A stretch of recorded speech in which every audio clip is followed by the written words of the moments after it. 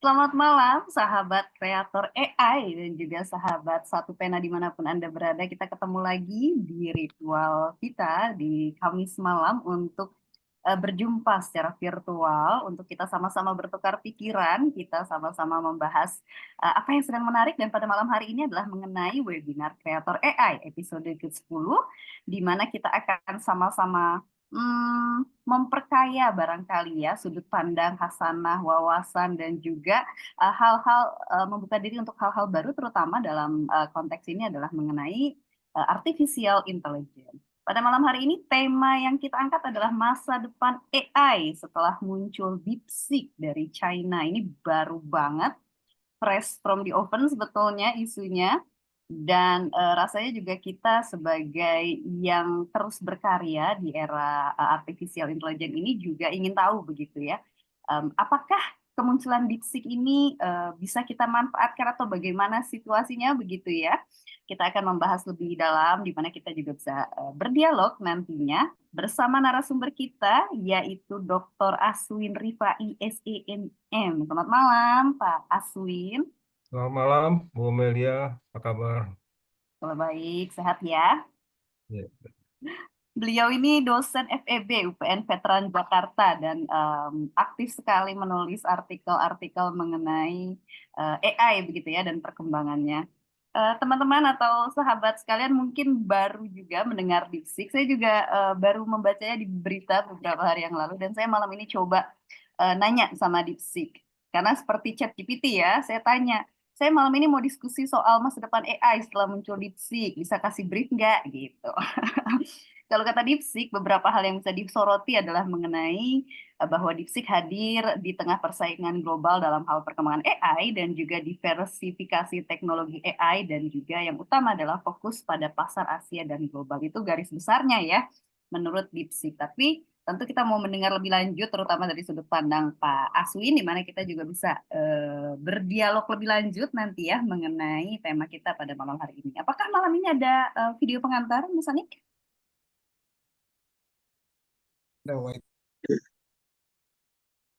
Mas Anik?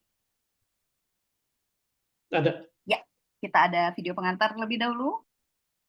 Sistem kecerdasan buatan atau Artificial Intelligence DeepSeek buatan China mendadak jadi sorotan dunia setelah berhasil merontokkan harta 500 orang terkaya di dunia di sektor teknologi. Tak hanya itu, DeepSeek juga berhasil memporak-porandakan bursa Amerika Serikat dan hari ini bursa domestik. Jadi, belakangan ini raksasa teknologi dunia terutama dari AS dan China lagi saling bersaing mengembangkan AI paling canggih. Pada awal Januari, jagat AI kedatangan wajah baru yaitu DeepSeek dengan model DeepSeek V3-nya. Kehadirannya mengejutkan dunia, sebab dalam 2 bulan, DeepSeek yang merupakan besutan negara Cina bisa membuat model AI setara ChatGPT dari AS. Tapi dengan biaya 10 kali lipat lebih murah dan menggunakan chip Nvidia yang lebih murah pula. Kondisi ini pun sempat menggemparkan Silicon Valley di AS sampai bikin saham perusahaan teknologi banyak yang anjlok. Ini dipicu adanya aksi jual saham Nvidia di perusahaan sejenisnya. Panik nih ye. Eits, tapi belum selesai di situ. Silicon Valley yang sudah gempar mungkin bakal lebih terguncang. Soalnya perusahaan Cina lainnya yakni Alibaba ikut join the game. Alibaba baru saja meluncurkan model AI Qwen 2.5 yang mana versi Qwen 2.5 Max miliknya diklaim punya kinerja yang lebih canggih dari DeepSeek V dan ChatGPT 4o. Menurut Alibaba, Qwen 2.5 ini unggul dalam berbagai tolak ukur, termasuk Arena Heart dan Live Bench. Nih, lihat video yang dibuat oleh AI Qwen secara gratis.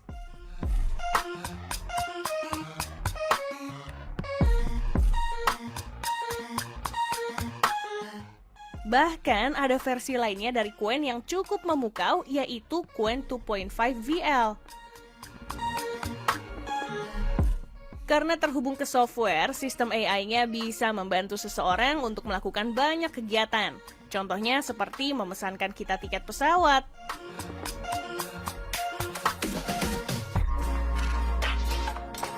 Kelihatan banget nggak sih Cina mau nyaingin perusahaan teknologi barat, terutama AS? Ya, tapi sebenarnya munculnya DeepSeek ini bukan hanya menggemparkan perusahaan teknologi di AS, tapi juga di pasar domestik Cina. Persaingan harga AI di Cina semakin ketat, dan berbagai perusahaan pun mulai masuk ke persaingan seperti Alibaba dengan Qwen-nya, dan ByteDance AI milik induk TikTok itu.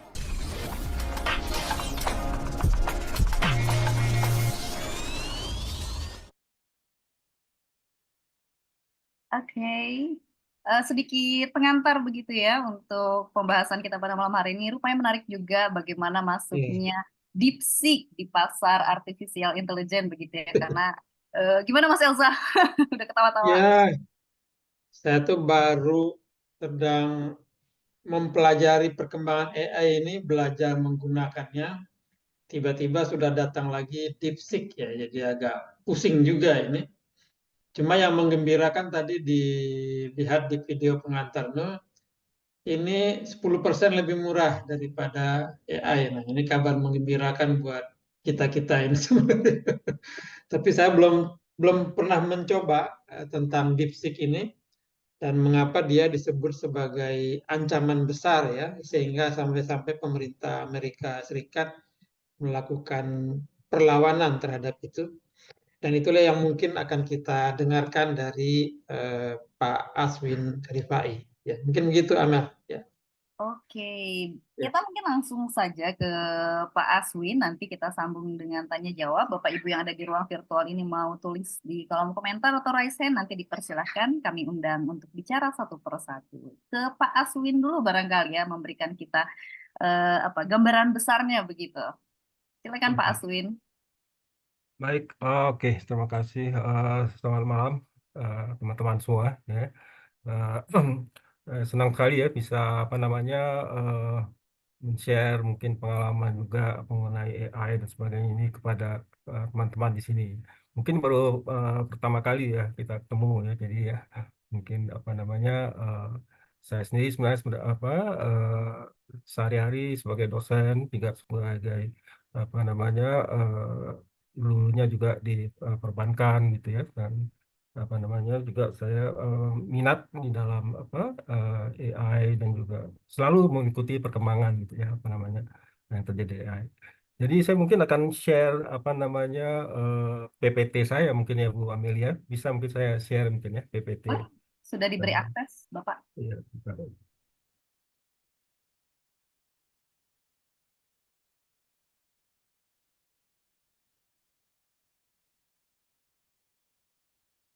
Sudah, maka sudah terlihat Sudah PPT-nya. muncul?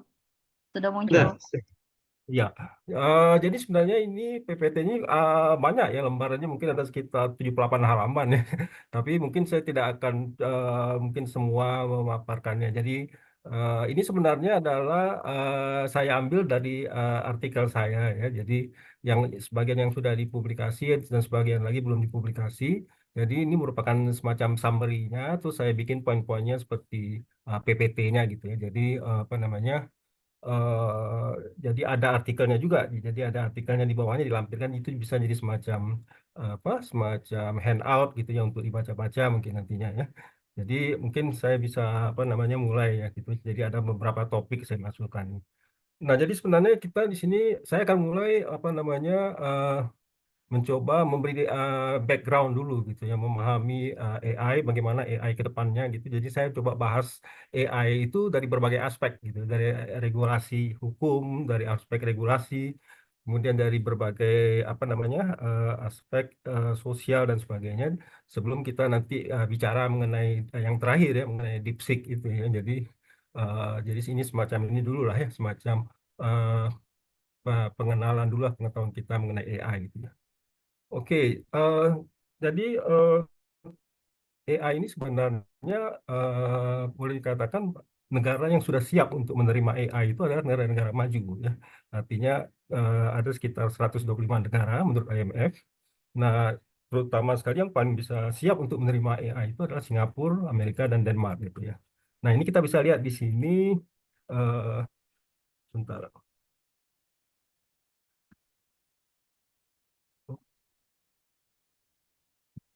Nah, kita lihat di sini ya, ini adalah semacam grafik gitu ya. Jadi kalau kita lihat yang merah ini adalah apa namanya bagian yang paling terdampak oleh AI gitu. Jadi kalau kita lihat di sini ya, nah ini kan apa namanya grafik negara maju dan negara berkembang dan negara berpendapatan rendah gitu ya. Nah kalau kita lihat di sini yang paling terimpact oleh AI itu adalah negara maju gitu ya. Nah, di sini hampir 30%. Kalau kita lihat negara berkembang itu cuma sekitar apa 20%, 5% itu kecil. Nah, jadi memang yang paling terdampak itu adalah negara maju gitu. Nah, tapi yang menjadi permasalahan sebenarnya itu adalah fokusnya itu adalah teknologi yang digunakan itu adalah apa namanya untuk AI ini itu cenderung sifatnya itu menggantikan manusia gitu. Jadi bukannya untuk apa namanya meningkatkan kemampuan produktivitas daripada orang. Jadi cenderung persoalan itu lebih bagus ya menggantikan manusia dengan melakukan otomatisasi dengan mesin ya supaya bisa apa namanya menjalankan produksinya gitu ya. Jadi apa namanya eh, fokusnya seperti itu. Sementara kita sebenarnya apa namanya maunya AI itu bisa eh, meningkatkan apa ya, meningkatkan produktivitas tenaga kerja gitu. Jadi tanpa harus misalnya mengurangi tenaga kerja. Nah, itu yang sebenarnya yang diinginkan. Jadi kalau kita lihat dari sejarah ya misalnya pada saat waktu industri mobil seperti Henry Ford gitu, dia itu kan bikin apa namanya perakitan mobil ya, bikin mobil segala macam. Itu dia apa namanya memproduksi mobil itu dengan menggunakan tenaga kerja, tapi dia melakukan otomatisasi, tapi dia dia tidak mengurangi tenaga kerja. Artinya apa namanya justru dia melatih tenaga kerja itu agar bisa memiliki kemampuan yang lebih tinggi, tapi tanpa mengurangi apa namanya tenaga kerja yang ada. Nah, jadi poinnya di situ ya. Oke, sekarang kita lihat lagi. Nah, ini adalah poin-poinnya ya. Nah, di sini adalah artikelnya di sini. Nah, artikelnya ini bisa nanti buat dibaca-baca juga ya. Jadi saya tidak baca semua artikelnya di sini.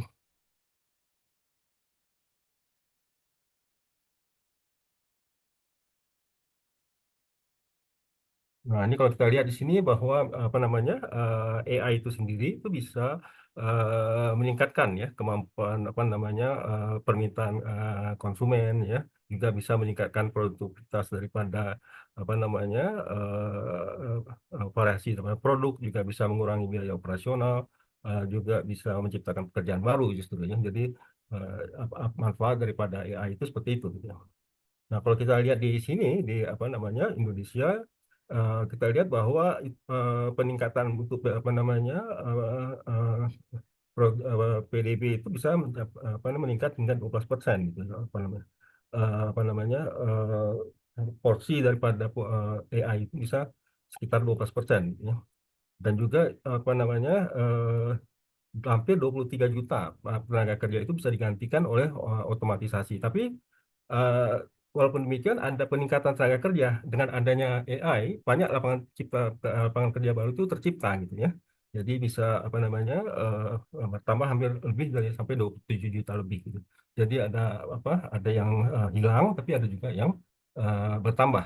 Nah, bertambahnya tenaga kerja itu tapi tetap harus ada peningkatan skill gitu kan dengan upskilling dengan reskilling gitu. Jadi tidak otomatis harus ada apa namanya peningkatan.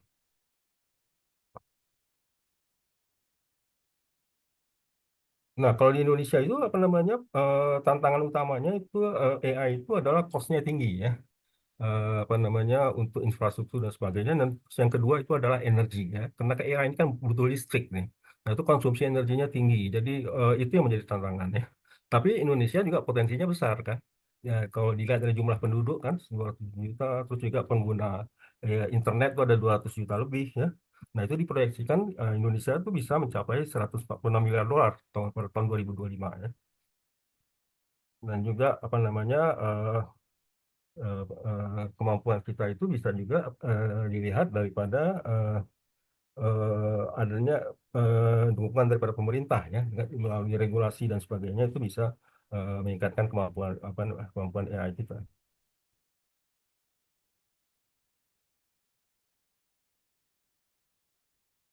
Nah, kalau kita lihat tantangan AI yang lain itu adalah pelatihan ya, untuk kayak seperti ChatGPT itu kan hampir 100 juta dolar ya. Nah, kita nggak tahu nanti ke depannya tahun 2030 kalau misalnya model AI itu berkembang, costnya itu bisa sampai 1 miliar dolar misalnya kan. Nah, itu kalau dia menggunakan chip-chip yang kualitasnya tinggi yang seperti yang digunakan oleh OpenAI dan sebagainya. Kemudian juga konsumsi energi kan juga tinggi gitu ya. Nah, itu yang menyebabkan tantangan daripada AI gitu. Namun AI ini bisa meningkatkan produktivitas ya, di manufaktur itu bisa sampai 20%, pertanian itu bisa sampai 15% ya. Kemudian juga di sektor kesehatan ya, itu bisa dengan bisa mengurangi kesalahan diagnosis dan sebagainya itu bisa dengan menggunakan AI itu bisa dikurangi gitu. Dan terutama juga di sektor keuangan ya bisa dilakukan. Nah, apa yang harus dilakukan ya oleh Indonesia ya, supaya bisa AI ini berkembang ya, terutama investasi. Investasinya itu dalam R&D. Kalau kita lihat R&D Indonesia ini rendah ya, di bawah 1% ya, kecil ya. Terutama dibandingkan dengan Korea Selatan misalnya seperti 4,5%, Cina juga sekitar 2,4% ya. Nah, kalau kita lihat juga dari lulusan gitu ya, lulusan AI ya, lulusan AI kita lihat Cina itu tiap tahun itu sekitar 300.000 ya, besar sekali ya. Kemudian Amerika juga 100.000 kan, India 50.000. Tapi karena memang fokus daripada pemerintahnya itu memang memprioritaskan investasi besar gitu. Prioritasnya itu adalah untuk AI ya. India juga dia fokusnya pada AI. Uni Eropa juga jumlah lulusannya besar kan, 100.000 lebih kan. Itu juga karena mereka juga berkoordinasi untuk investasi di AI. Ya. Jepang juga besar ya, Korea Selatan. Nah, Korea Selatan lulusannya setahun itu AI itu ada sekitar 10.000 ya. Tapi memang investasinya itu ya memang kebijakan nasionalnya itu adalah ada gitu untuk AI. Singapura, negara yang paling kecil, penduduk cuma 4 juta, ya kan? Tapi lulusan AI-nya 2.000 orang. Bandingkan dengan kita ya, kita Indonesia 280 juta penduduk, lulusan AI-nya setahun 500, nggak sampai 1.000 kadang-kadang, jadi sedikit sekali kan. Jadi kita ini masih dalam sangat tahap-tahap generik gitu ya, awal dalam pengembangan AI. Gitu. Nah, jadi disitulah jomplangnya kita ya dengan Singapura. Makanya Singapura siap sekali dia menghadapi AI. Kalau kita lihat dari jumlah penduduk dan jumlah lulusan AI, lulusan AI juga banyak kan. Jadi bisa mendukung kegiatan AI-nya gitu. Nah, kita memang perlu lebih banyak artinya meningkatkan ini ya ke depannya supaya bisa mengimbanginya gitu.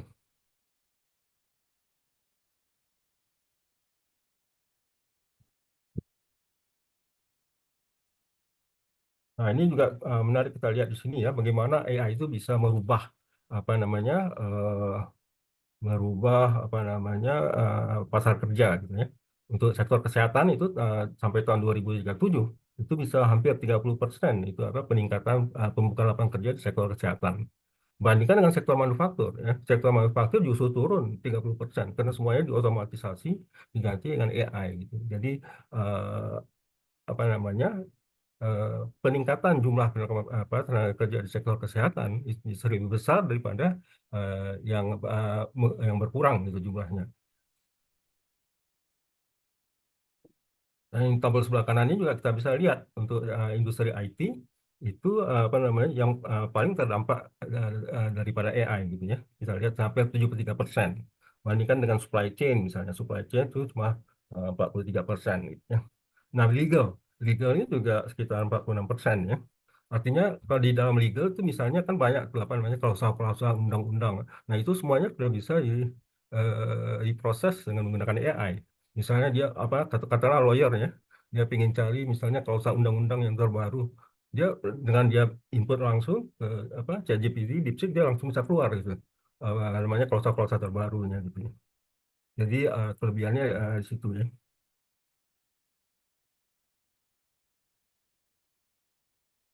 Nah, ini kalau kita lihat di sini ya, bagaimana dampak AI ya untuk setiap pekerjaan yang berbeda. Nah, kalau kita lihat di sini, kalau dia bekerja di sektor legal, itu 45% itu terdampak oleh AI ya. Jadi pekerjaan itu kita, apa namanya ya, apa namanya dipengaruhi dibantu oleh AI.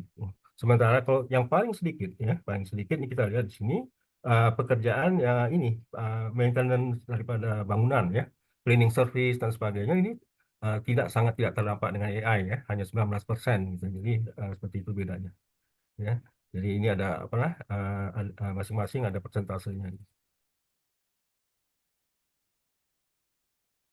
Ini artikel-artikelnya nanti bisa dibaca ya.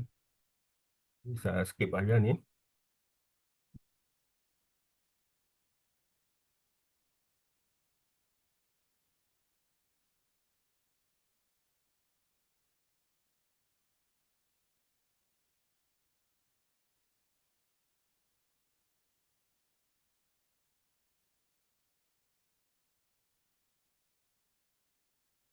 Nah, ini yang juga menarik kalau kita mau lihat ya.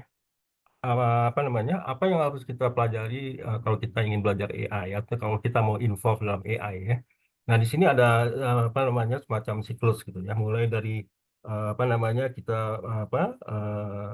membaca buku mengenai AI, terus juga belajar mengenai dasar-dasar AI teorinya. Kemudian kita mencoba untuk mengaplikasikan AI itu dalam tugas-tugas yang sederhana misalnya ya.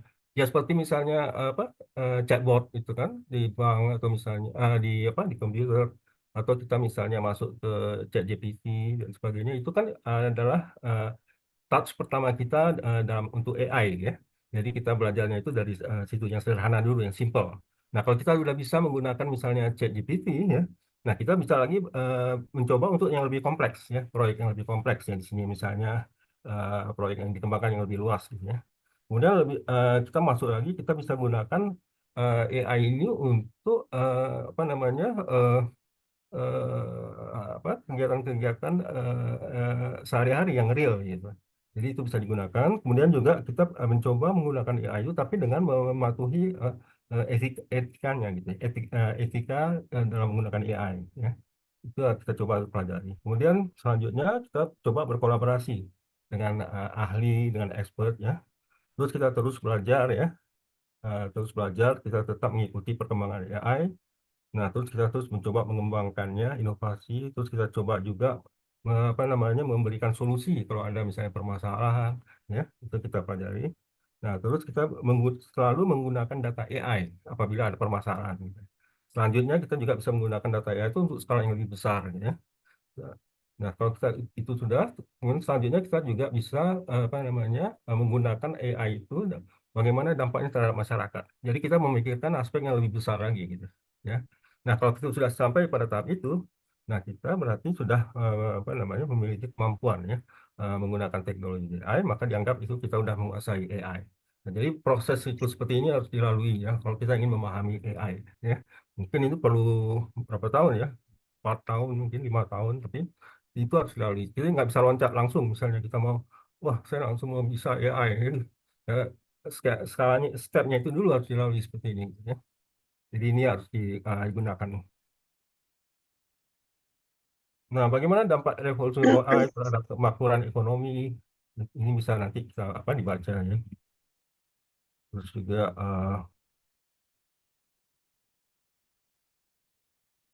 ini saya skip aja ya, ini artikel-artikelnya.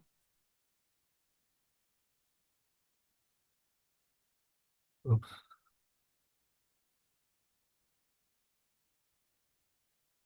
Wah, agak macet, nggak bisa turun ke bawah. Sebentar. Oh ya, bisa. Oke, terus.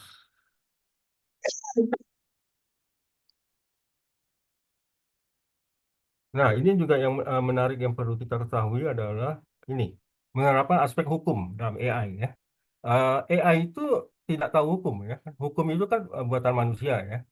Nah, apa yang harus dilakukan adalah bukan bukan bukan hukumnya menyesuaikan terhadap AI, tapi harusnya AI-nya yang menyesuaikan terhadap hukum. Makanya sekarang seperti OpenAI maupun DeepSeek, kita nggak tahu nih apakah dia dalam mendesain mendesain program maupun juga menggunakan istilahnya itu dia menggunakan expert modulnya sebagainya itu, apakah dia sudah memasukkan aspek hukum gitu ya. Nah itu yang harus dipertanyakan juga, sebab kalau tidak nanti nggak match gitu ya. Ada hal-hal yang tidak bisa menyesuaikan dengan kondisi yang ada. Jadi, nah yang menjadi kendala adalah regulasi itu sulit untuk mengikuti perkembangan AI. AI itu cepat sekali berubah ya. Sementara hukum kan lambat ya kan. Ibaratnya kalau kayak kita juga di Indonesia ini kan hukum itu kan iya, merubah undang-undang itu setengah mati kan susah gitu ya. Sementara perubahan teknologi itu cepat. Itu yang apa yang disebut dengan efek, kalau di luar itu dinamakan dengan red queen gitu ya. Jadi kemudian yang kedua juga kesulitan dalam mengatur AI itu yang sifatnya lintas negara gitu. Ya. Jadi itu juga sulit. Jadi sampai sekarang itu belum ada aturan global AI ya. Jadi sekarang masih diproses di PBB, di OECD dan sebagainya, tapi masih belum tercapai. Hanya ada satu ya di Eropa. Eropa itu udah bisa punya AI aturan sendiri, punya undang-undang AI yang baru saja terbit di tahun 2024 ya. Itu adalah yaitu udah punya AI aturan atau undang-undang yang namanya European AI Act ya. Jadi dia itu udah bisa mencakup aspek risiko maupun juga pengembangan AI ke depannya. Nah, juga satu lagi tantangan regulasi itu adalah masalah yang namanya Frankenstein. Ya. Frankenstein ini artinya lebih mengutamakan profit, ya, terutama dikembangkan oleh sektor swasta. Jadi sektor swasta itu mengembangkan AI itu hanya untuk profit. Tujuannya bukan untuk sosial kan. Ya seperti OpenAI, ya OpenAI itu juga kan motif juga profit. Dan DeepSeek juga kan profit juga. Tapi DeepSeek mungkin lebih masih ada aspek sosialnya, cost-nya murah ya, gratis dan sebagainya. Tapi itu jadi itu yang menjadi tantangan daripada regulasi AI.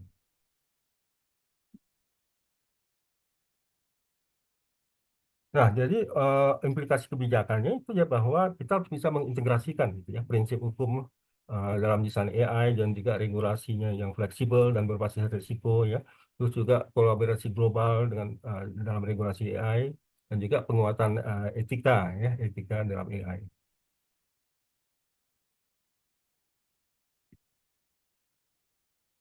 Nah, ini juga topik yang juga menarik di sini adalah bagaimana AI itu bisa membantu kejahatan ya. Membuat kejahatan itu bisa lebih efisien gitu, ya kan? Mengefisiensikan aktivitas kriminal ya. Seperti misalnya phishing ya kan? Phishing itu jadi dia men-scam email gitu kan. Terus juga ada lagi misalnya deepfake. Nah, yang sekarang paling terakhir ini kan deepfake kan. Dia bisa meniru suara, dia bisa meniru muka orang kan. Ini juga ada sih program yang bisa untuk mencegahnya gitu ya. Kemudian juga brutal force ya. Jadi dia bisa menerobos password ya. Nah, jadi itu yang harus harus diatasi gitu.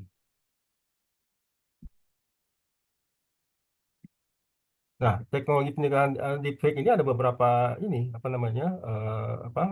untuk mendeteksinya itu ada yang namanya Microsoft Video Authenticator. Dia bisa menganalisa perubahan pixel, pencahayaan, pola wajah. Jadi dia bisa melihat ini benar asli apa tidak gitu ya. Dari perubahan pixelnya, pencahayaan, juga pola wajahnya gitu ya.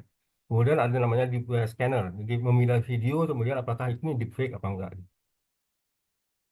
Nah, yang paling sederhana ya mungkin yang kita bisa gunakan yaitu misalnya begini dengan cara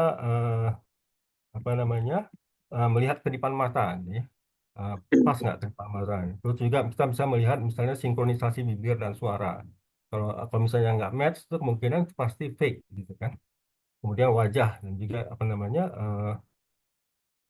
image-nya, ya. Deepfake ini sebenarnya jangan dikira gampang dideteksi ya. Kalau misalnya seperti di Cina dan sebagainya itu resolusinya itu tinggi, jadi persis seperti asli gitu ya. Jadi kita nggak bisa bedakan ini asli apa enggak gitu ya. Nah kalau di Amerika itu ada aturan atau undang-undang. Jadi kalau kita mau buat video ya, video yang sifatnya seperti peniruan suara dan sebagainya itu harus dikasih label. Dikasih label, jadi kita bisa bedakan. Orang yang melihat bisa bedakan ini adalah fake.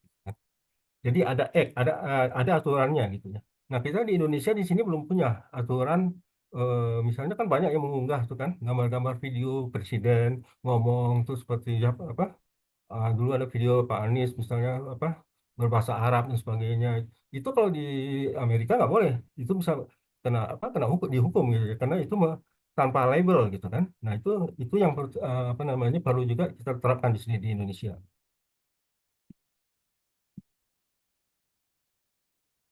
Oke, itu mengenai apa namanya hukum ya. Ini regulasi. Oke, saya skip saja ini.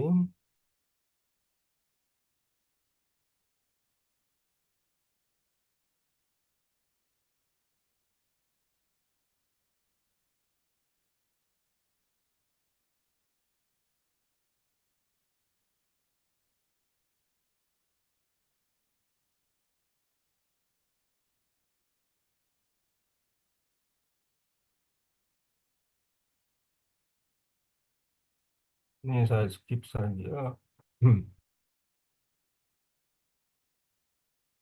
Nah, yang keduanya, yang berikutnya adalah masalah originalitas ya, di era AI ya. Jadi apa namanya? Bagaimana caranya supaya misalnya kita mau nulis gitu ya, itu benar hasil tulisan yang orisinil gitu kan. AI ini kan hampir bisa meniru semua yang kita lakukan. Tulisan juga bisa di apa namanya? Kita bisa bikin novel, kita bisa bikin apa? Penelitian dengan menggunakan AI ya. Jadi eh, strateginya supaya tidak bisa persis sama itu haruslah menggunakan apa namanya sesuatu yang jarang misalnya dipakai di AI atau sesuatu yang misalnya katakanlah yang menyangkut aspek emosional atau juga menyangkut aspek yang misalnya yang membutuhkan apa namanya daya nalar dan sebagainya yang tidak bisa ditiru oleh AI. Jadi seperti itu untuk bisa mengatasinya. Tapi kalau selain daripada itu memang agak sulit ya. Kalau memang misalnya seperti di kampus juga kan mahasiswa juga dalam menjawab ujian dan segala macam mereka bisa menggunakan AI gitu kan. Jadi gampang sekali ya apa namanya menggunakan apa.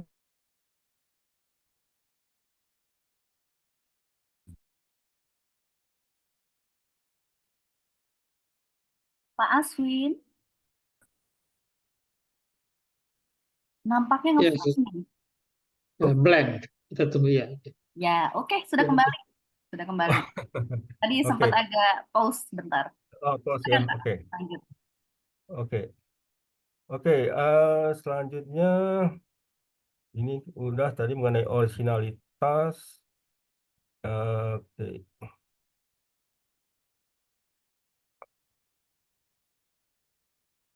Ini saya skip saja, tinggal dibaca aja nih artikel-artikelnya.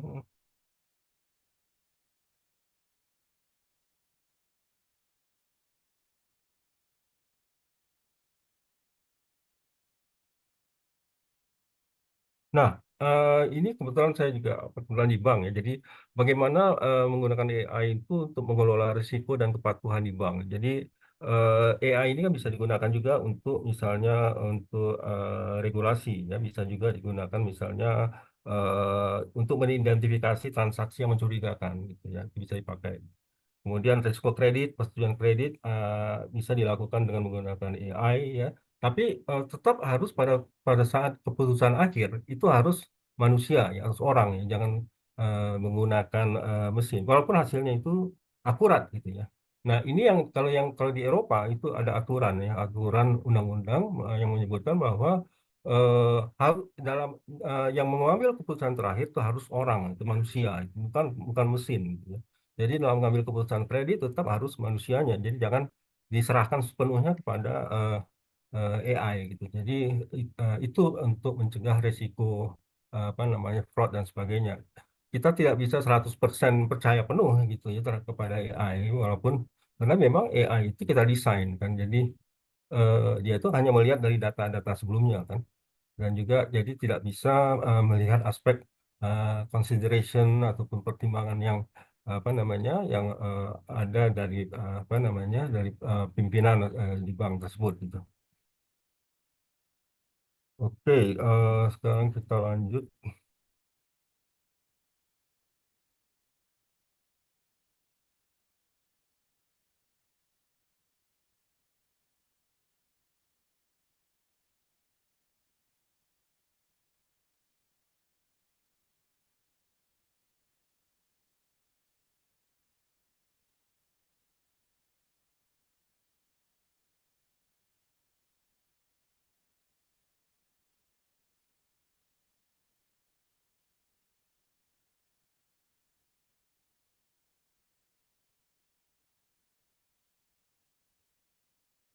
Nah, ini yang paling penting juga ya, apa namanya?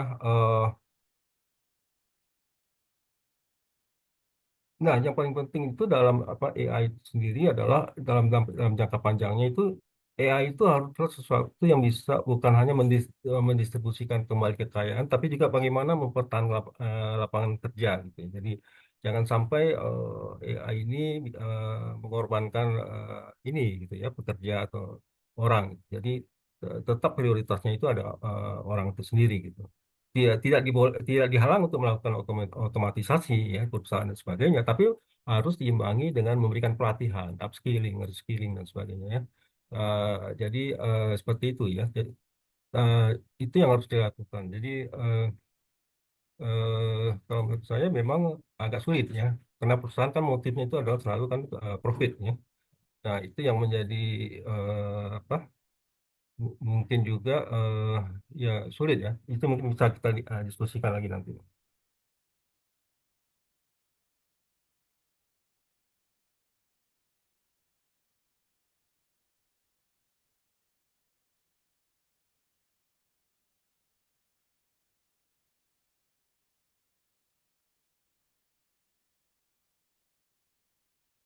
Nah, apa namanya regulasi AI itu sendiri juga kalau kita lihat masih belum ya sampai sekarang ya PBB juga masih belum mengeluarkan apa namanya resolusi untuk apa namanya eh, eh, menetapkan aturan mengenai AI yang dikaitkan dengan apa namanya HAM dan sebagainya. Jadi masih dalam proses gitu ya.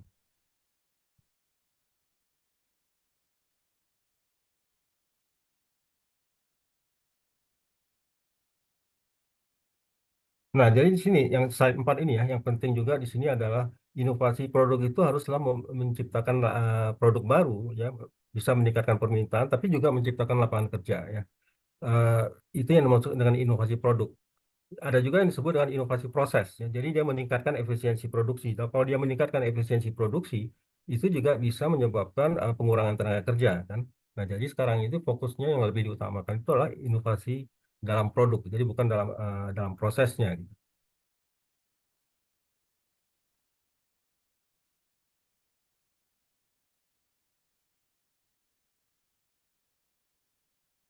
Nah, bagaimana strategi terbaik bagi Indonesia untuk menghadapi revolusi AI? Yang pertama sekali adalah penguatan SDM ya kan, meningkatkan keterampilan digital ya, terus juga kolaborasi dengan industri. Nah, saya juga berpikir begini, apa namanya, seperti Cina gitu, dia bisa apa, bikin DeepSeek seperti itu kan, dengan biaya yang sangat murah ya, hanya dengan apa 3 juta dolar itu jadi model seperti OpenAI, sementara OpenAI itu kan 100 juta dolar lebih ya.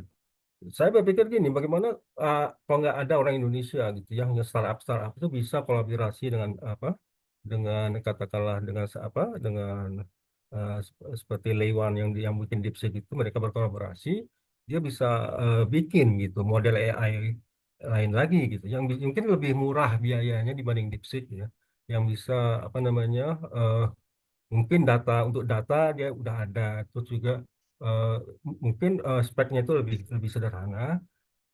Jadi bisa ini eh, ke depannya itu bukan hanya Cina dan Amerika, tapi mungkin model AI itu bisa juga dari negara lain gitu ya, dari Taiwan, dari katakanlah dari Korea, gitu ya, dari Jepang gitu ya.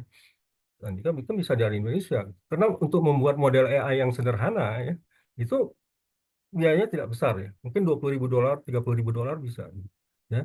Katakanlah 50.000 US dollar. Itu ya bisa jadi satu model AI juga ya. Mungkin seperti DeepSeek, tapi mungkin dengan spek yang lebih kecil gitu.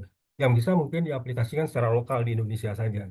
Nah, itu saya berpikirnya begitu. Jadi itu bisa dilakukan ya. Jadi jadi dengan adanya DeepSeek ini sebenarnya adalah wake up call gitu buat semua ya, bahwa apa namanya, model AI itu bisa di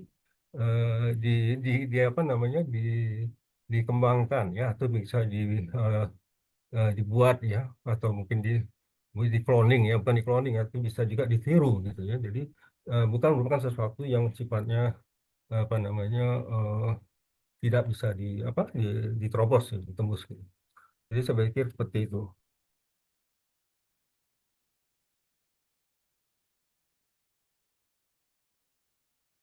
Nah, satu hal lagi, bahwa AI itu tetap ya tidak bisa menggantikan pekerjaan ya. Ya, ada banyak pekerjaan yang tidak bisa diganti oleh AI kan ya. Pekerjaan sebagai penulis misalnya kan, mana bisa digantikan oleh AI kan. Menjadi dosen, guru ya. Itu apa namanya, dokter ya, akuntan ya. Akuntan sendiri memang sebagian daripada pekerjaannya bisa digantikan oleh AI ya, untuk audit segala macam. Tapi dalam mengambil keputusan, dalam pertimbangan dan sebagainya, AI tidak bisa melakukan. Tetap akuntannya sendiri. Jadi akuntan di sini sebagai orang yang penasehat yang sifatnya strategis.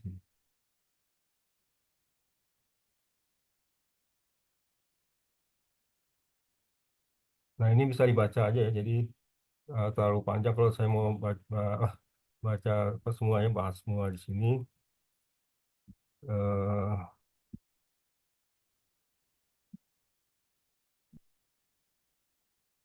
Nah, ini adalah pekerjaan-pekerjaan yang bisa apa namanya, yang tidak bisa digantikan oleh AI, ya, pelukis misalnya kan, aktor ya, pandai besi, ya, pelukis mural, ya. Influencer media sosial aja tidak bisa digantikan oleh AI, ya. Jadi eh, banyak yang tidak bisa digantikan. Tukang batu ya, tukang ledeng, tukang listrik ya, apa namanya, ahli mesin itu juga tidak bisa.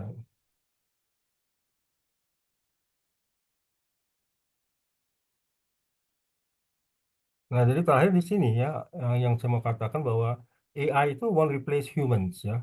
AI itu tidak bisa menggantikan manusia. Tapi humans itu dengan AI itu will replace human without AI. Jadi orang yang paham mengenai AI ya, dia itu bisa menggantikan orang yang tidak ngerti AI. Jadi kuncinya di situ, kita harus belajar AI supaya kita bisa menggantikan orang yang bisa menggantikan orang yang tidak mengerti AI. Jadi supaya kita tetap bisa survive ke depannya gitu. Ya, jadi ya apa namanya, ya mungkin itu yang bisa saya berikan secara singkat ya. Sebenarnya banyak sekali yang bisa saya bahas secara detail, tapi mungkin eh, apa namanya, eh, mungkin bisa kita discuss saja gitu ya, mengenai topik-topik ini. Nanti bisa kita refer balik ke apa namanya, ke topik-topik yang ada di sini untuk bisa memperkuat daripada pembahasan kita gitu ya. Saya rasa gitu, Bu Amel. Oke, Pak Aswin, terima kasih. Wah, komprehensif banget nih, kayak materinya boleh kita share ya, Pak Aswin ya. Oke. Ya, menarik. Rasanya juga harus bersiap bahwa bukan hanya mungkin dalam waktu dekat ini, bukan hanya DeepSeek dari China, mungkin sekarang DeepSeek dari China, besok mungkin dari Thailand atau bahkan dari Indonesia, dan itu hitungannya bukan lagi tahun tapi bulan, begitu ya Pak Aswin ya. Dan tadi kan Mas Elsa bingung nih, bagaimana sih memulai belajar AI? Tadi sudah ada roadmap-nya, ada siklusnya, step by step-nya itu ya, dijelaskan juga oleh Pak Aswin begitu. Ya, kami mempersilahkan ya Mas Elza untuk Bapak, Ibu, sahabat Satu Pena dan juga kreator era AI di ruang virtual ini untuk kita berdiskusi. Kalau ada yang mau bertanya atau berkomentar boleh, atau bertukar pikiran juga boleh, raise hand juga boleh, menulis di kolom komentar. Tapi sebelum itu Mas Elza dan teman-teman, saya izin untuk pariwara sedikit boleh? Ya, silakan. Ya, untuk webinar Hati Pena pada edisi minggu depan, karena berdepatan di bulan Februari yang juga bulan penuh cinta, boleh Mas John ditampilkan?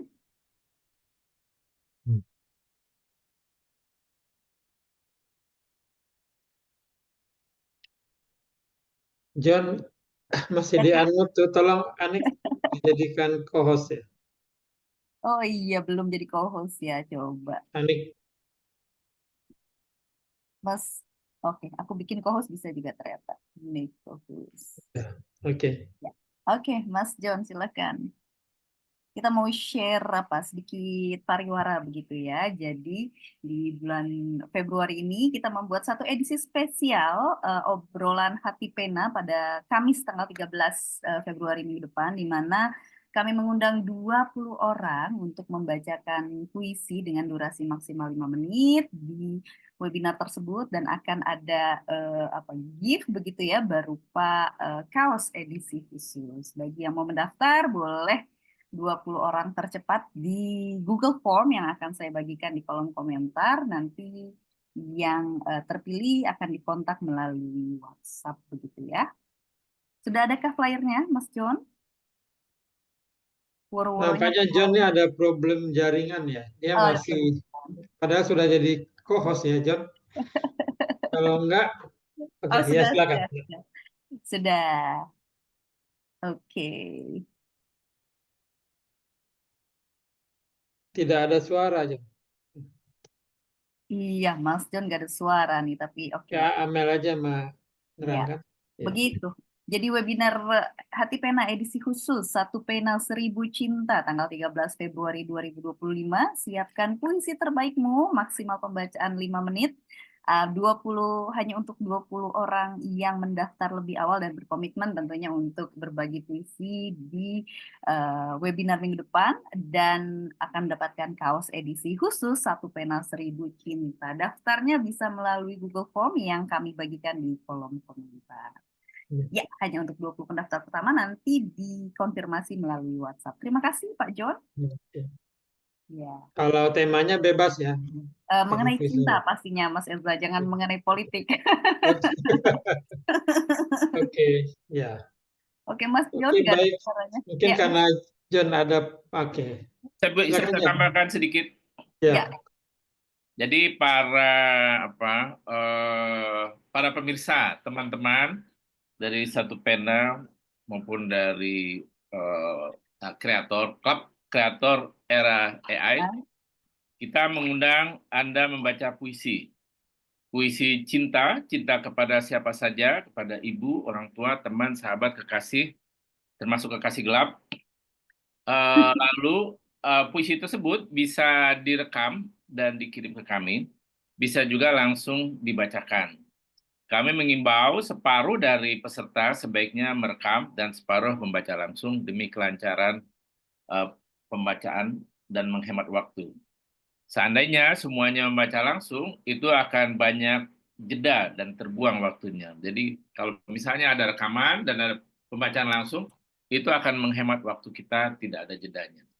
Oke. Silakan kirim melalui Google Form, dan puisinya nanti kita cantumkan. Kalau rekaman dikirimnya melalui email. Terima kasih, Amel. Terima kasih Pak John. Silakan Mas Oke. Elza. Ya, baik. Kita tadi sudah mendengarkan keterangan panjang lebar dari Mas Aswin. Saya ingin tertanya, tadi tidak dibicarakan soal hak cipta ya, soal hak cipta. Apakah sudah ada regulasi soal ini dari negara atau dari lembaga gitu tentang hak cipta ini? Kemudian tadi dikatakan misalnya seorang penulis, seorang pelukis, dia menulis atau melukis dengan bantuan AI. Ini masih debat lama ya. Apakah menurut Pak Aswin itu dia harus mencantumkan bahwa dia menulis berkat bantuan AI, atau dia sudah sah itu menjadikan itu sebagai orisinal tulisan dia? Itu kan perdebatan yang cukup panjang selama ini, dan sampai sekarang masih ada yang pro dan kontra gitu. Ya, itu aja sementara pertanyaannya. Baik. Kalau bicara mengenai originalitas ya, pencantuman apakah itu dibuat dengan AI atau tidak gitu ya. Sejauh ini aturan mengenai itu ada, tapi cenderung sifatnya itu lebih lokal gitu ya. Kalau misalnya kayak di kampus terus ada guidance pedoman gitu ya. Kalau misalnya menulis penelitian dengan menggunakan bantuan AI, itu harus dicantumkan. Ini saya menggunakan ChatGPT gitu ya. Terus juga kalau misalnya bikin paper juga dan ditulis. Jadi aturannya itu sifatnya itu apa namanya aturan dari institusi gitu ya. Jadi bukan aturan dari apa namanya yang apa ada yang sifat apa aspek hukumnya gitu ya. Jadi kalau dia melakukan ini, kalau dia terkena sanksi dan sebagainya itu belum ada gitu. Di dalam aturan yang lokal, di dalam institusi itu sendiri tidak dijelaskan seperti itu. Nah, kalau dari secara nasional juga belum ada apa namanya aturan yang mencakup mengenai hak cipta AI itu. Sebab sejauh ini aturan mengenai AI itu hanya sebatas surat edaran eh, surat edaran dari eh, apa presiden kalau nggak salahnya itu jadi mengatur mengenai AI, mengenai apa resiko dan sebagainya. Mengenai hak cipta justru eh, eh, tidak terlihat di situ, artinya tidak ada gitu ya. Jadi yang aturan mengenai AI itu sendiri maksimum itu baru berupa surat edaran gitu, dan tidak ada aspek hukumnya gitu ya. Dan juga apa namanya eh, selalu dikaitkan dengan ITE ya, dengan undang-undang ITE dan sebagainya. Tapi yang khusus regulasi mengenai AI sendiri tidak ada. Jadi sampai sekarang itu masih dalam proses gitu ya.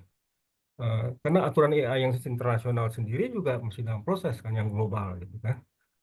Yang ada cuma yang udah jadi itu dari European AI Act.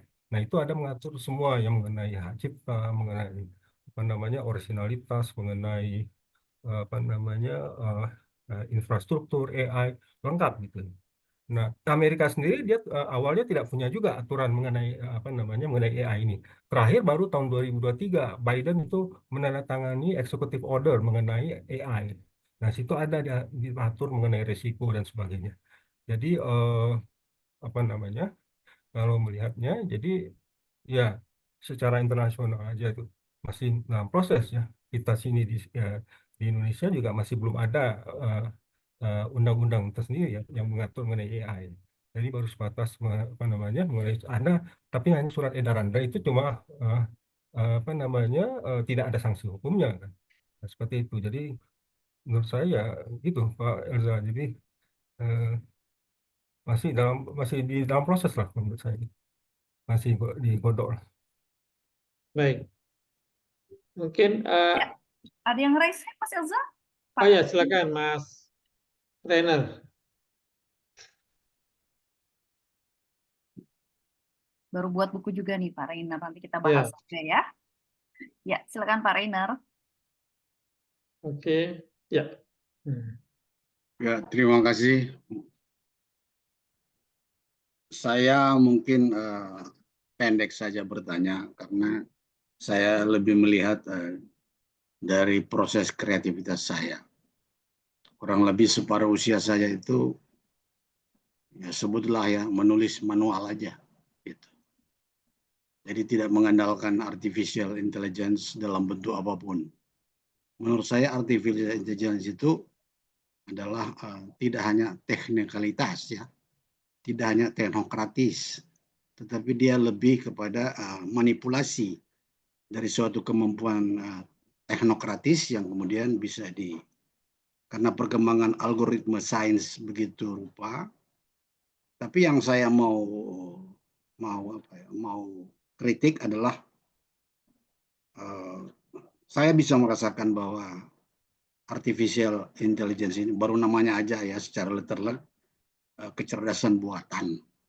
Bagaimana buatan itu menjadi lebih kuat dari yang tidak dibuat gitu kan. Itu kan logika saja yang saya gunakan. Nah, bukan pertanyaan, tapi kritik saya bahwa kecanggihan kecerdasan buatan ini membuat orang menjadi kehilangan spirit hidupnya. Jadi spirit hidupnya ini kalau saya lihat contoh yang dikeluhkan oleh teman dosen saya. Ketika dia mau mengajar materi ini misalnya, tiba-tiba semua mahasiswanya sudah menggunakan artificial intelligence. Jadi dia kehilangan kreativitas dia atau spirit dia untuk menerangkan sesuatu, terutama ilmu ekonomi tentunya. itu dia merasa, wah, dia seperti kehilangan spirit untuk berhadapan dengan manusia. Nah, saya kurang lebih 21 tahun jadi dosen, saya merasakan bahwa tatap muka itu lebih memberikan, saya kutip ya dari fisika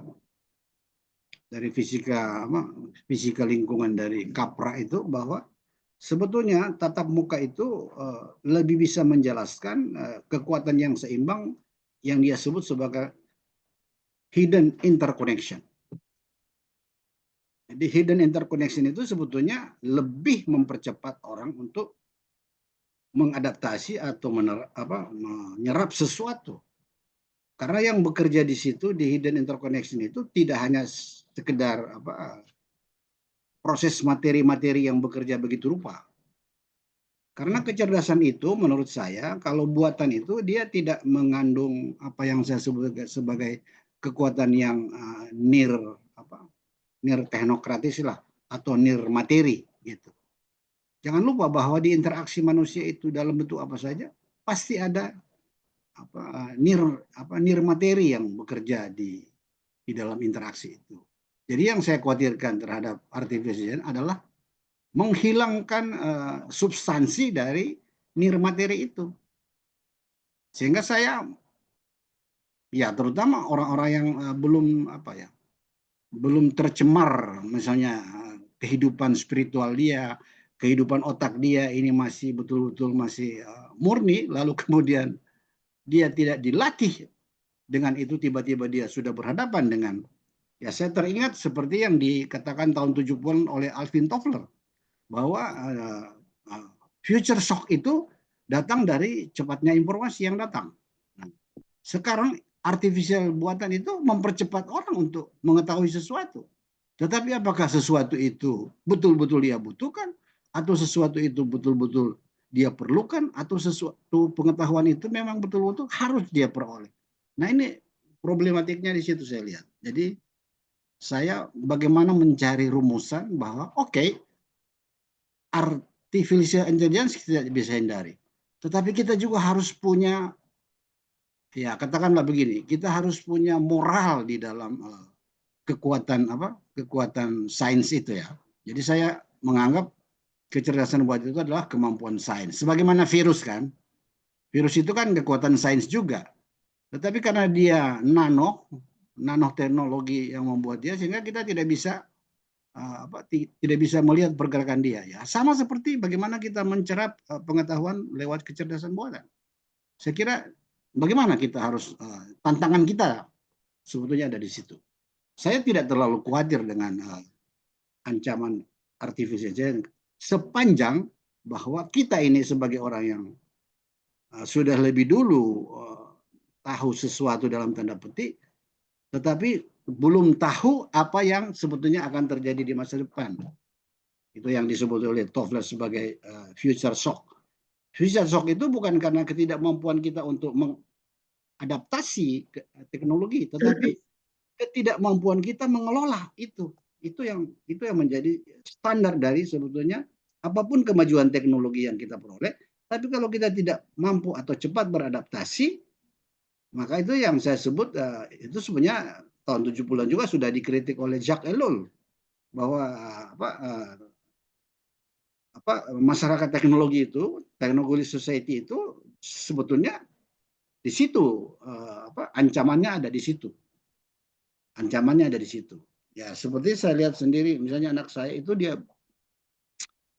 berjam-jam ada di situ, lalu kemudian saya lihat dia sehari-hari, dia kehilangan interaksi yang lebih spirit antara saya dengan dia. Jadi kadang-kadang berdialog itu saya bisa merasakan sendiri. Ini kayaknya gersang gitu ya, tidak begitu Jadi juga saya lagi coba meneliti, makanya saya mengirimkan kepada Amelia itu buku saya yang terbaru yang saya tulis sebagai epistemologi sastra. Jadi saya mengembalikan kreativitas itu dari tradisi epistemologi sastra. Sebenarnya apa sih sumber dari pengetahuan sastra itu sendiri? Ya harus kita tahu epistemologinya. Itu saya kira mungkin penyampaian saya. Saya kira itu. Mungkin Aswin bagaimana bisa sebagai orang yang menguasai ya perilaku dalam tanda petik dari teknologi ini, dari kecanggihan teknologi ini kan pasti tahu perilakunya. Ada standar-standar yang harus dia gunakan, ada standar-standar yang ini dan segala macam. Jadi kompleksitas itu sebetulnya harus kita temukan di mana titik lemah dari kompleksitas artificial intelligence untuk apa? Untuk kita mudah beradaptasi, tidak juga terlalu menafikan dia atau tidak juga harus menolak kehadirannya. Tidak, saya kira itu bukan seperti itu. Terlalu naif sebetulnya. Saya kira itu. Terima kasih. Oke, makasih. Silakan dijawab Pak Aswin. Saya juga berbicara dengan beberapa pendidik, apakah dia guru atau dosen. Memang banyak yang merasa terancam dengan kehadiran AI ini, terutama karena apapun yang ingin dia sampaikan di depan murid atau mahasiswa, dalam sekejap mereka sebenarnya sudah tahu gitu. Jadi tidak ada lagi hal yang agak sedikit sakral dan berwibawa di depan mereka. Kira-kira gimana tuh? Silakan. Ya. Ya, sebenarnya apa yang dikhawatirkan oleh Pak Reiner dan juga Pak Elza itu juga yang saya khawatirkan selama ini, Pak. Artinya apa namanya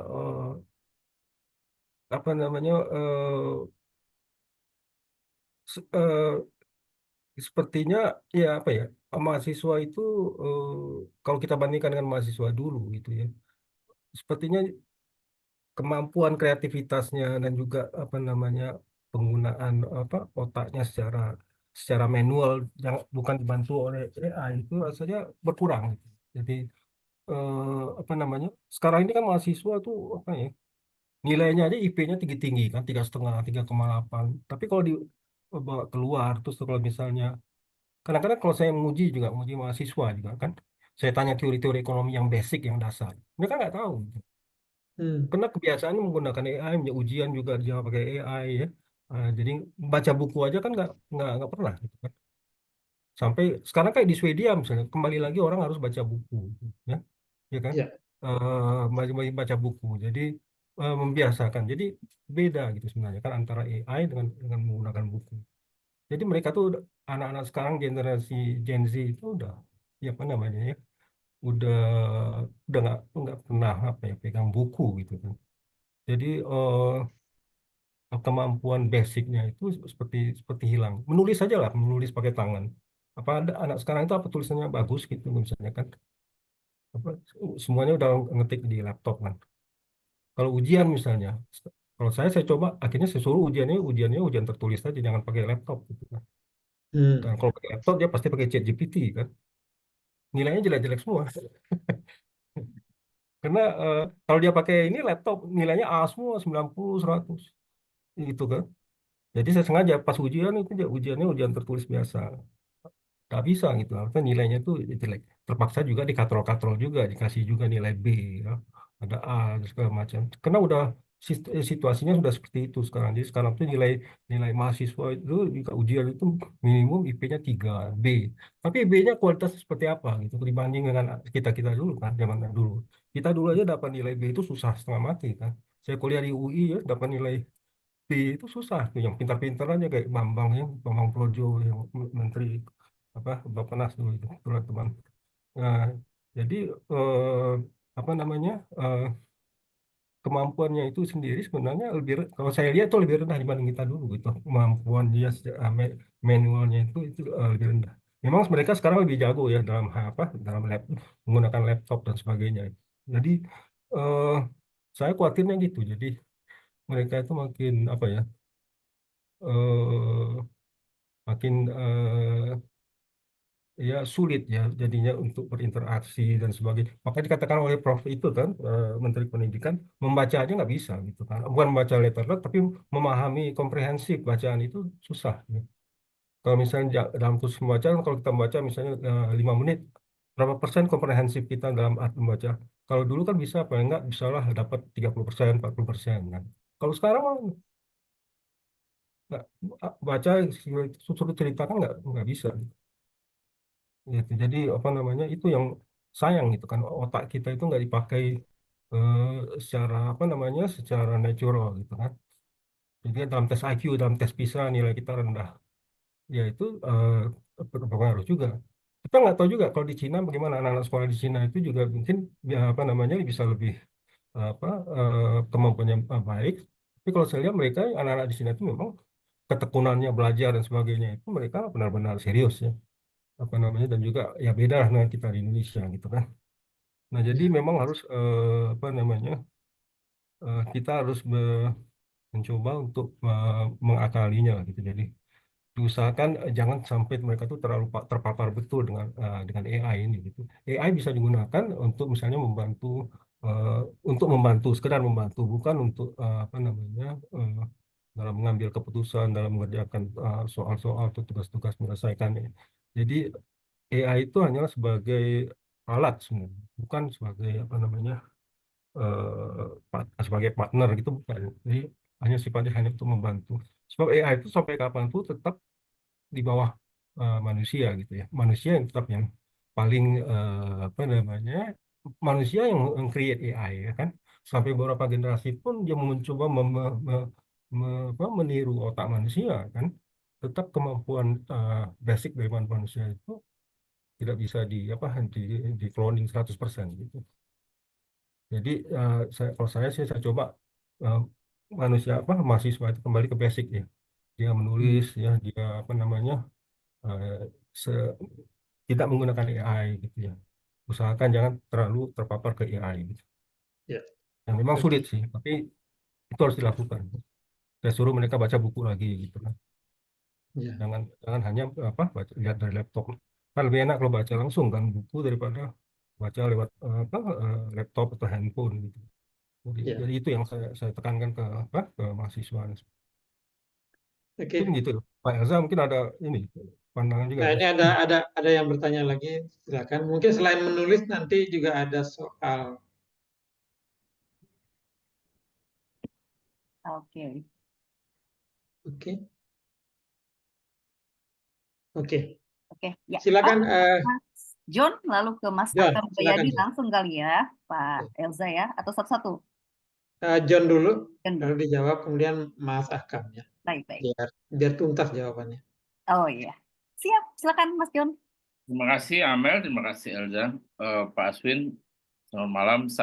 Pertanyaan saya sangat ringan, nggak secanggih Pak Renner. Saya setuju semua dengan apa yang disampaikan oleh Pak Renner. Cuma saya ingin bertanya hal-hal yang simpel ya.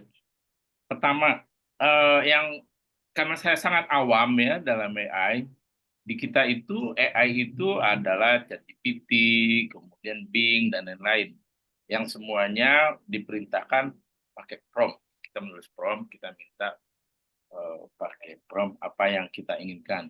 Lalu AI menjawab ya secara tertulis, diberikan jawaban tertulis atau gambar kalau kita minta gambar. Nah, cuma saya tidak bisa membayangkan bagaimana AI itu bekerja di pabrik mobil misalnya, mobil Ford gitu ya. Jadi mereka memakai AI sehingga efisiensi terjadi. Apalagi kalau misalnya tadi Pak Hasin bercerita bahwa kalau dalam proses itu mengurangi tenaga kerja, tapi kalau orientasinya produk adalah meningkatkan tenaga kerja. Nah, sebenarnya bagaimana itu AI itu bekerja di pabrik mobil? Lalu saya juga ingin, kalau pabrik mobil mungkin itu terlalu jauh ya dari bayangan kita bekerjanya. Saya ingin contoh juga dunia perbankan, dunianya Pak Aswin. Nah, dalam perbankan, AI itu di mana disuntikan, di mana AI itu dipakai dan seperti apa sih cara kerjanya gitu. Saya nggak ngebayangin kalau misalnya selama ini kan pakai AI itu pakai prompt ya. Saya kira kalau di perbankan itu bukan prompt kali ya, apa integrated dengan sistem dan lain-lain. Saya nggak paham, makanya saya ingin bertanya soal itu. Nah, yang ketiga, ini soal ekonomi makro, soal negara lah ya.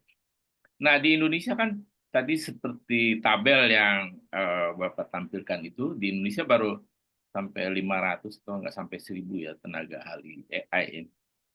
Nah, itu artinya apa ya bagi negara kita dibanding misalnya China itu yang banyak benar ininya ahlinya, dan Singapura juga penduduknya 4 juta tapi tenaganya orang yang ahli itu banyak sekali. Apa artinya bagi negara kita itu tenaga ahli yang sangat sedikit itu ya, terutama dalam pengambilan kebijakan makro ya. Misalnya mengendalikan inflasi gitu kan, nilai tukar dan lain-lain, peredaran uang gitu. Nah, bagaimana cara kerjanya itu? Kira-kira sih, oh iya satu lagi, apa yang harus dilakukan pemerintah sebenarnya menghadapi perbedaan tenaga ahli tadi itu di berbagai negara? Apakah negara berkembang atau Indonesia negara maju, negara berkembang sih saya nggak tahu lagi gitu ya, akan selalu tertinggal jadinya kemajuannya karena tidak memakai AI dibandingkan negara-negara maju yang sudah sangat akrab gitu dengan AI. Terima kasih Amel, terima kasih Elza. Ya, kita kembalikan ke Pak Aswin. Silakan Pak Aswin. Digerondong pertanyaannya. Oke, tadi yang pertama apa? Saya jadi lupa. Yang pertama tentang apa? Oh, yang pertama gini, apakah bahwa AI itu yang kita tahu kita ini yang awam-awam, saya lah, saya nggak tahu orang lain, saya misalnya. Yang saya tahu AI itu bekerja dengan prompt, ya. Kita memberikan perintah pada aplikasinya, lalu dia memberikan jawaban tertulis. Nah, saya tidak membayangkan bagaimana AI itu bekerja di dunia industri, manufaktur, misalnya pabrik Ford ya, Atau di otomotif. bank misalnya, Pak. Di bank ya. Ya. Oke. Ya, ya, penggunaan AI itu kan bisa di berbagai bidang ya Pak, apa namanya, dilakukan gitu ya. Nah, kalau untuk industri perbankan itu yang mungkin yang gampang itu bisa dipakai itu misalnya itu dalam apa customer service yang paling simpel ya, customer service ya, ada layanan chatbot gitu kan. Jadi orang tinggal mengetik menanyakan misalnya berapa suku bunga hari ini, atau misalnya mau menanyakan saldo berapa, dia bisa dari handphonenya, bisa langsung ada layanan chatbot dari bank. Nah, itu adalah program AI ya yang digunakan oleh bank.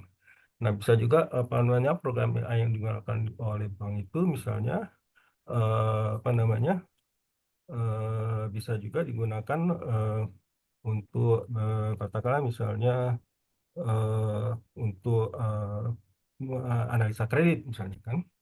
Di dalam analisa kredit kan data-data semua udah ada, modelnya udah ada segala macam.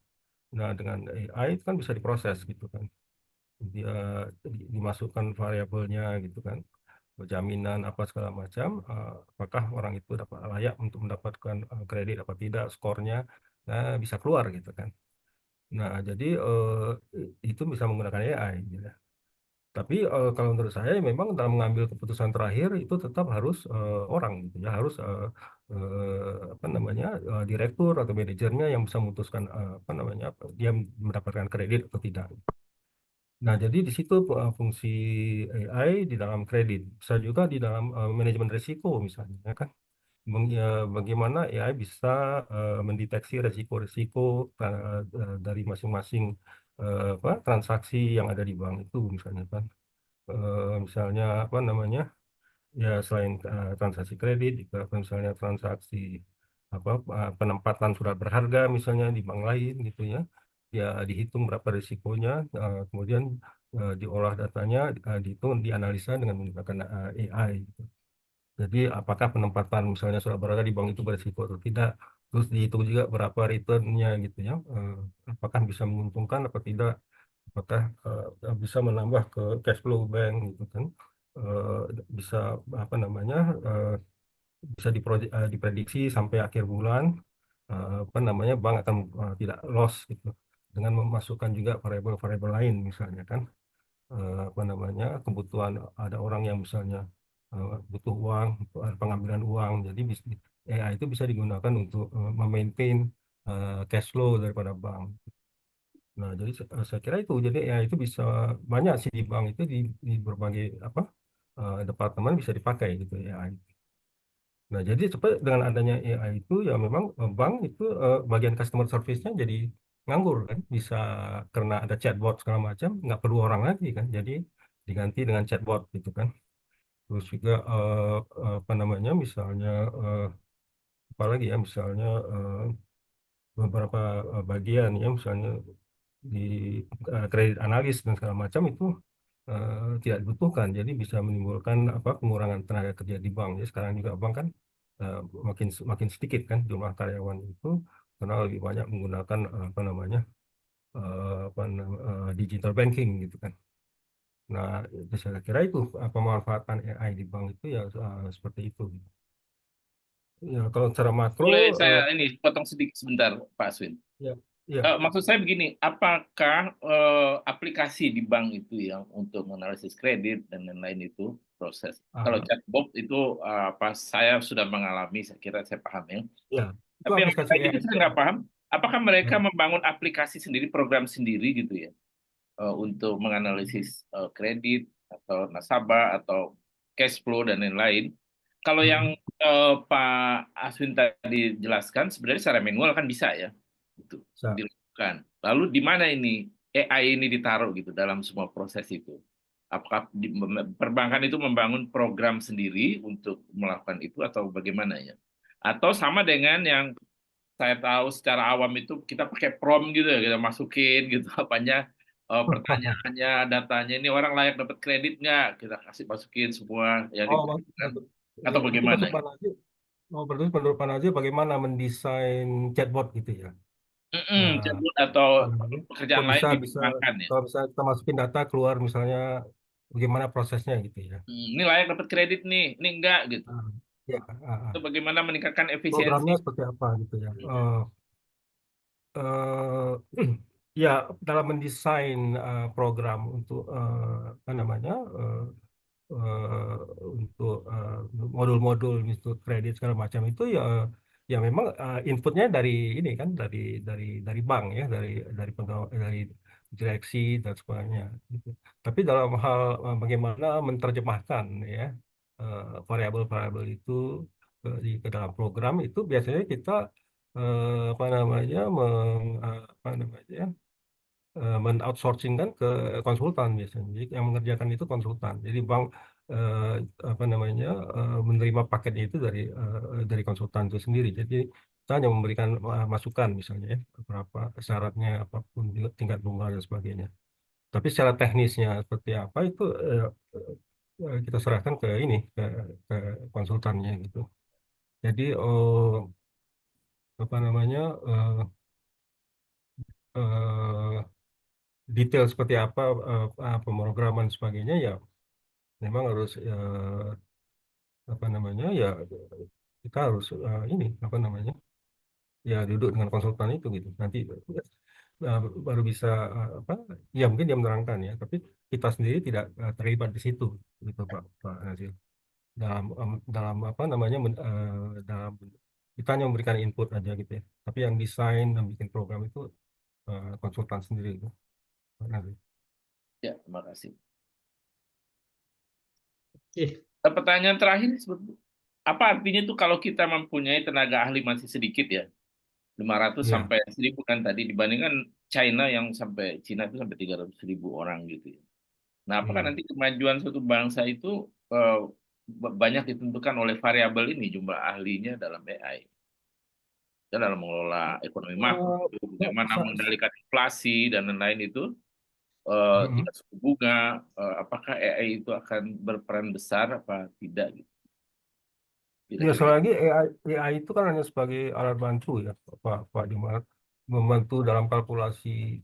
Tapi dalam keputusan terakhir kan tetap orangnya kan manusianya gitu. Jadi kenapa jumlah apa namanya lulusan AI kita itu masih terbilang sedikit ya? Karena dibandingkan misalnya dengan apa namanya Singapura yang sedikit aja tapi jumlah AI yang banyak.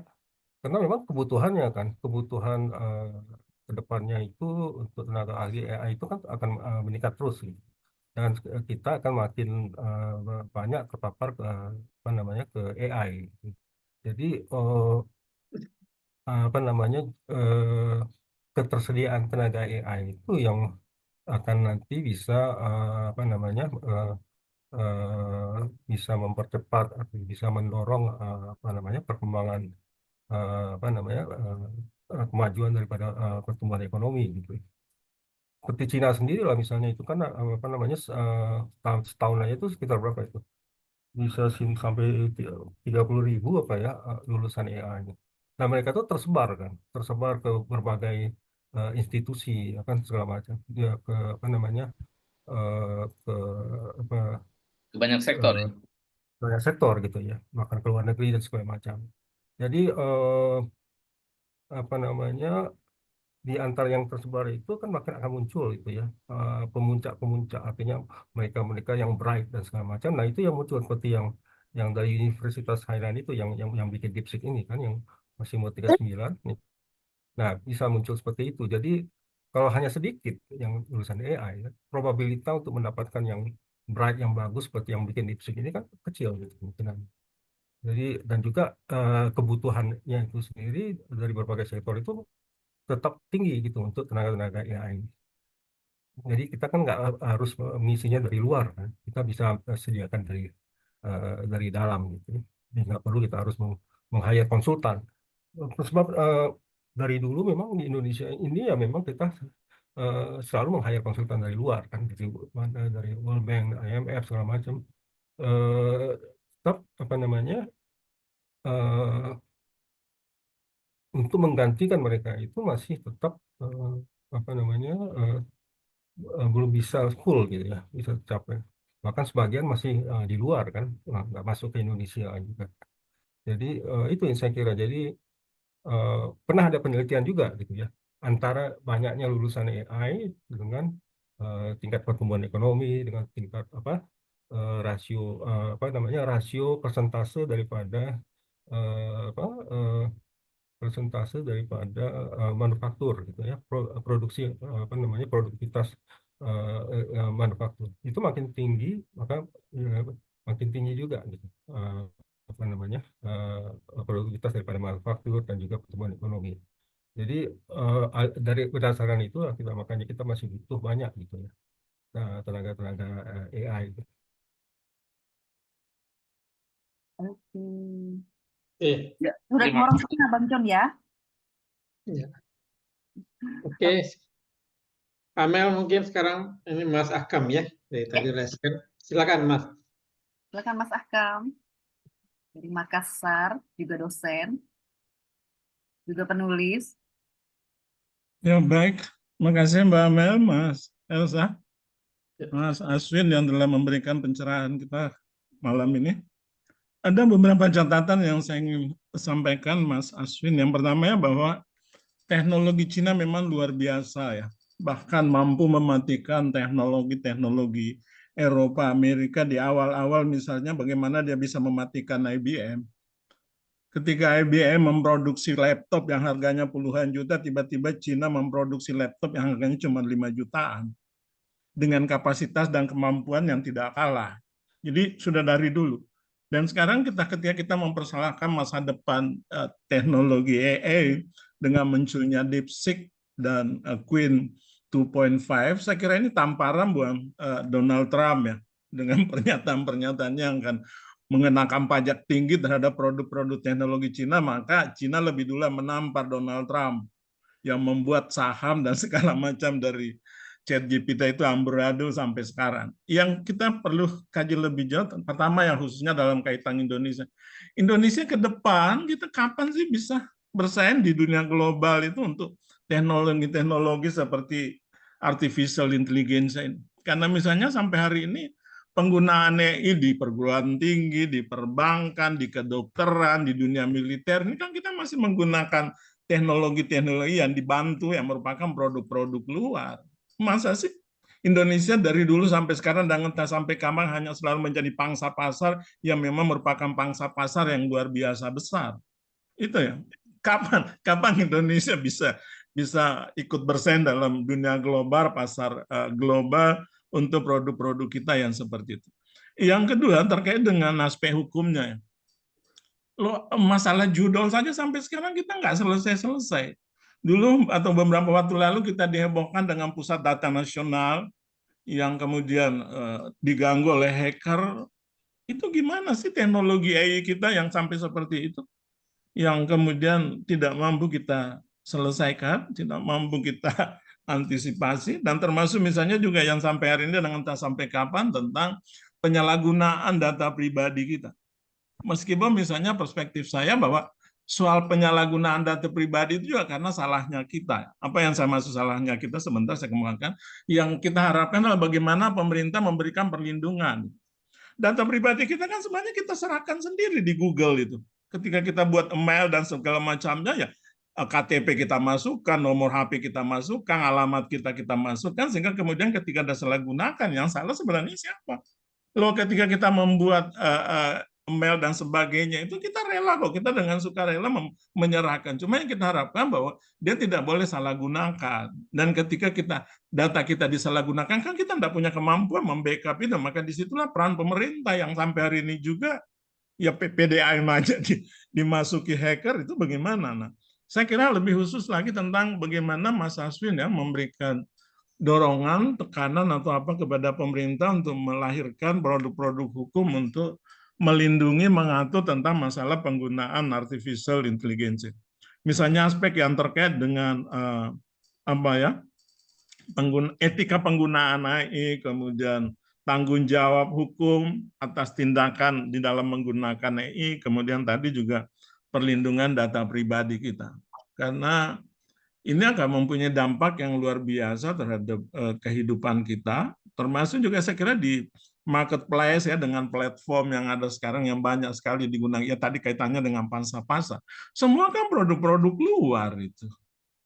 Kapan Indonesia, saya nggak tahu persis ya Mas Aswin, kapan Indonesia bisa punya platform-platform itu yang kemudian menjadi produk dalam negeri kita sendiri, sehingga kemudian keuntungan dari platform itu tidak lari ke Singapura, tidak lari ke Cina, dan seterusnya. Termasuk yang sekarang yang masyarakat kita banyak tidak sadari itu, berapa banyak uang triliunan uang kita setiap saat lari ke Cina karena kita menggunakan TikTok dan sebagainya. Yang masyarakat kita itu tidak paham itu. Hanya senang-senang aja menggunakan TikTok, menggunakan WhatsApp, menggunakan Facebook, dan segala macam. Indonesia sebagai bangsa besar, berapa banyak itu sumbangsi kita ke mereka itu yang kita tidak sadari. Misalnya dalam mengirim pesan-pesan di WA, yang sehari itu bisa miliaran WA, kalilah berapa ratus per WA itu. Uang itu lari kemana semua? Mayoritas kan lari ke luar. Nah ini gimana Mas Aswin tentang itu? Saya kira itu Mas Elsa dan Mbak Amel, terima kasih. Ya, pertanyaan berat nih Mas Aswin. Kapan kita tidak hanya menjadi konsumen tapi menjadi produsen? Nah, itu berat. Yes, betul. Silakan dijawab ya. Ya, apa namanya?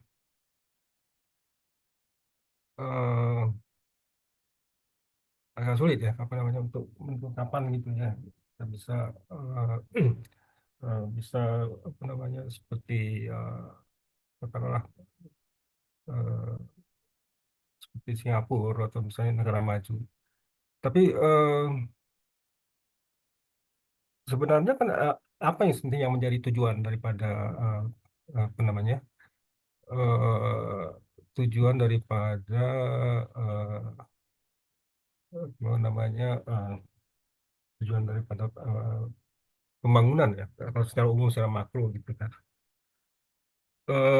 Apakah kita tuh ingin pendapatan kita naik, sejahtera gitu kan, tapi teknologi kita ya, tetap seperti biasa. Banyak kan negara yang seperti itu, ya. Artinya negaranya itu tidak terlalu apa, kayak Brunei misalnya kan, itu kan tertinggal sekali kan itu apa namanya, pertumbuhan ekonominya dan juga industrinya ya, lebih maju kita kan dibanding Brunei.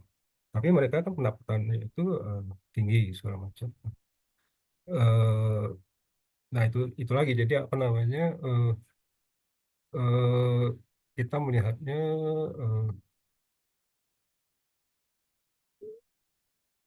membaginya gitu, artinya target kita itu ya akhirnya nanti kan kita ingin cita-cita gitu kan. Ya, kita bisa tidak lagi menggunakan produk dari luar negeri, semuanya bisa diproduksi sendiri, tidak impor dan segala macamnya. Kita akan menuju ke sana gitu. Nanti itu dijadikan sebagai target. Nah, ya. Dan itu harus tetap diusahakan untuk bisa dicapai gitu. Nah, itu juga dilakukan dengan cara ya apa namanya, kita meningkatkan kemampuan kita juga kan, dan juga apa namanya, tidak apa namanya,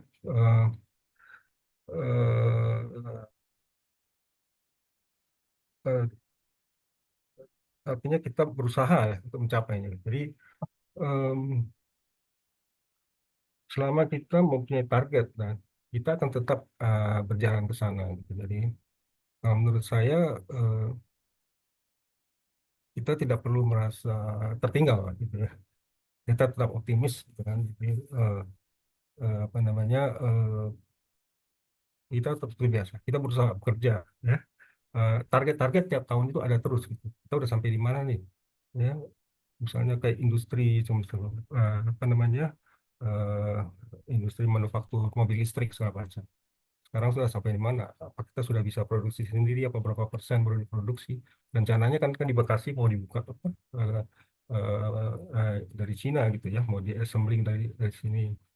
Nah jadi kalau menurut saya ya kita berusaha kita untuk mencapai target itu, gitu. Tapi jangan sampai kita merasa wah kita tertinggal gitu. Jadi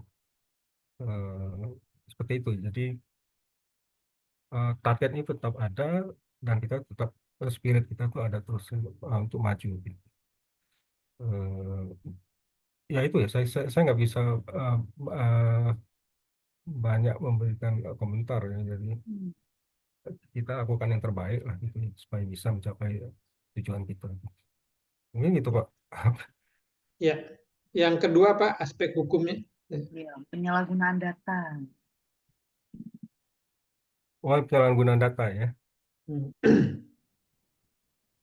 Kalau penyalahgunaan data itu kan kembali lagi kan ada apa namanya undang-undang kan, undang-undang ITE dan juga apa namanya kalau di bank itu kan ada aturannya juga ya. Jadi kalau misalnya penyalahgunaan data di sini ya itu bisa di apa bisa di ini sih bisa dituntut ya bisa diproses. Misalnya di sini penyalahgunaan data apa Pak Elza?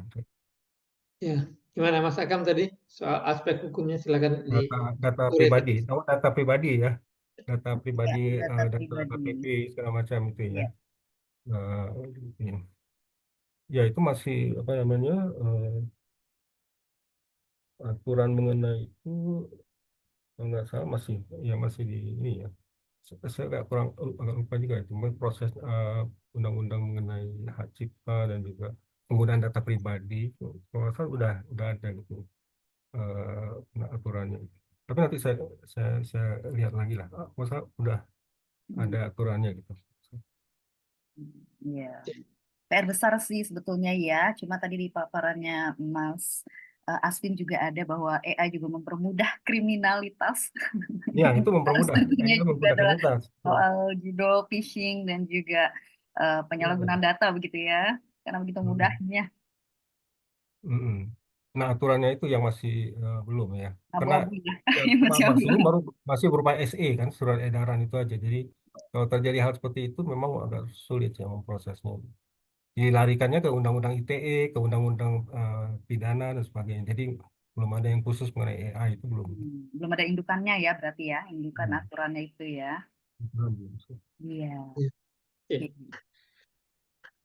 Ya, di kolom komentar Mas Elza ada pertanyaan. Ya, silakan dibacakan. Mbak Maya Ismayanti. Izin bertanya, pemanfaatan jenis AI juga dipengaruhi oleh usernya, misalnya di Indonesia, perbandingan penggunaan atau pemanfaatan ChatGPT lebih tinggi dari Gemini karena ChatGPT lebih komunikatif dan mengerti bahasa Indonesia. Bagaimana dengan DeepSeek? Gimana tuh Mas Aswin? DeepSeek dibandingkan dengan ChatGPT ya.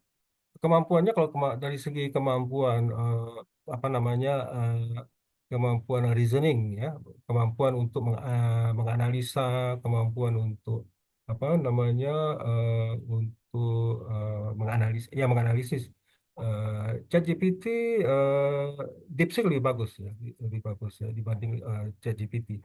Tapi tidak selalu begitu juga ya. Saya juga udah coba ya. Saya coba DeepSeek, saya coba ChatGPT, saya ngajukan pertanyaan segala macam. Misalnya saya tanya berapa pertumbuhan ekonomi Indonesia dari tahun 2020 sampai tahun 2024. ChatGPT langsung jawab gitu kan. Seret-seret wah, full jawabnya itu ada lengkap. Saya tanya ke DeepSeek tahun 2023-nya ini eh, datanya tidak ada, cuma sampai kuartal kedua. Terus yang 2024 datanya belum ada tersedia. Nah, jadi apa namanya ada perbedaan juga gitu ya. Ada yang bilang DeepSeek lebih bagus, tapi kalau saya coba dengan menggunakan data ekonomi soalnya juga ternyata ada kelemahan juga. Jadi ada kelebihan, ada kekurangan baik di DeepSeek maupun di apa namanya di ChatGPT gitu ya. Tapi sebagian besar mengatakan kalau di ChatGPT itu lebih untuk data-data yang sifatnya misalnya apa namanya untuk data yang besar gitu ya untuk komputasi. Nah, itu pakai ChatGPT. Tapi kalau untuk yang untuk analisa deep thinking atau apa namanya soal untuk yang lebih memperdalam suatu persoalan itu pakai apa namanya pakai DeepSeek gitu ya. Tapi sebenarnya masih terlalu masih terlalu prematur sebenarnya sekarang ini kalau kita mau bandingkan ChatGPT dengan apa namanya dengan DeepSeek gitu. DeepSeek ini kan baru 2 minggu ya, dan dia juga belum begitu banyak dipakai dalam berbagai kegiatan. OpenAI udah 2 tahun dia udah dipakai ke macam-macam sektor ya. Jadi dari apa namanya belum bisa. Kalau kita melihatnya sekarang itu menurut saya sih masih belum bisa dibandingkan gitu ya.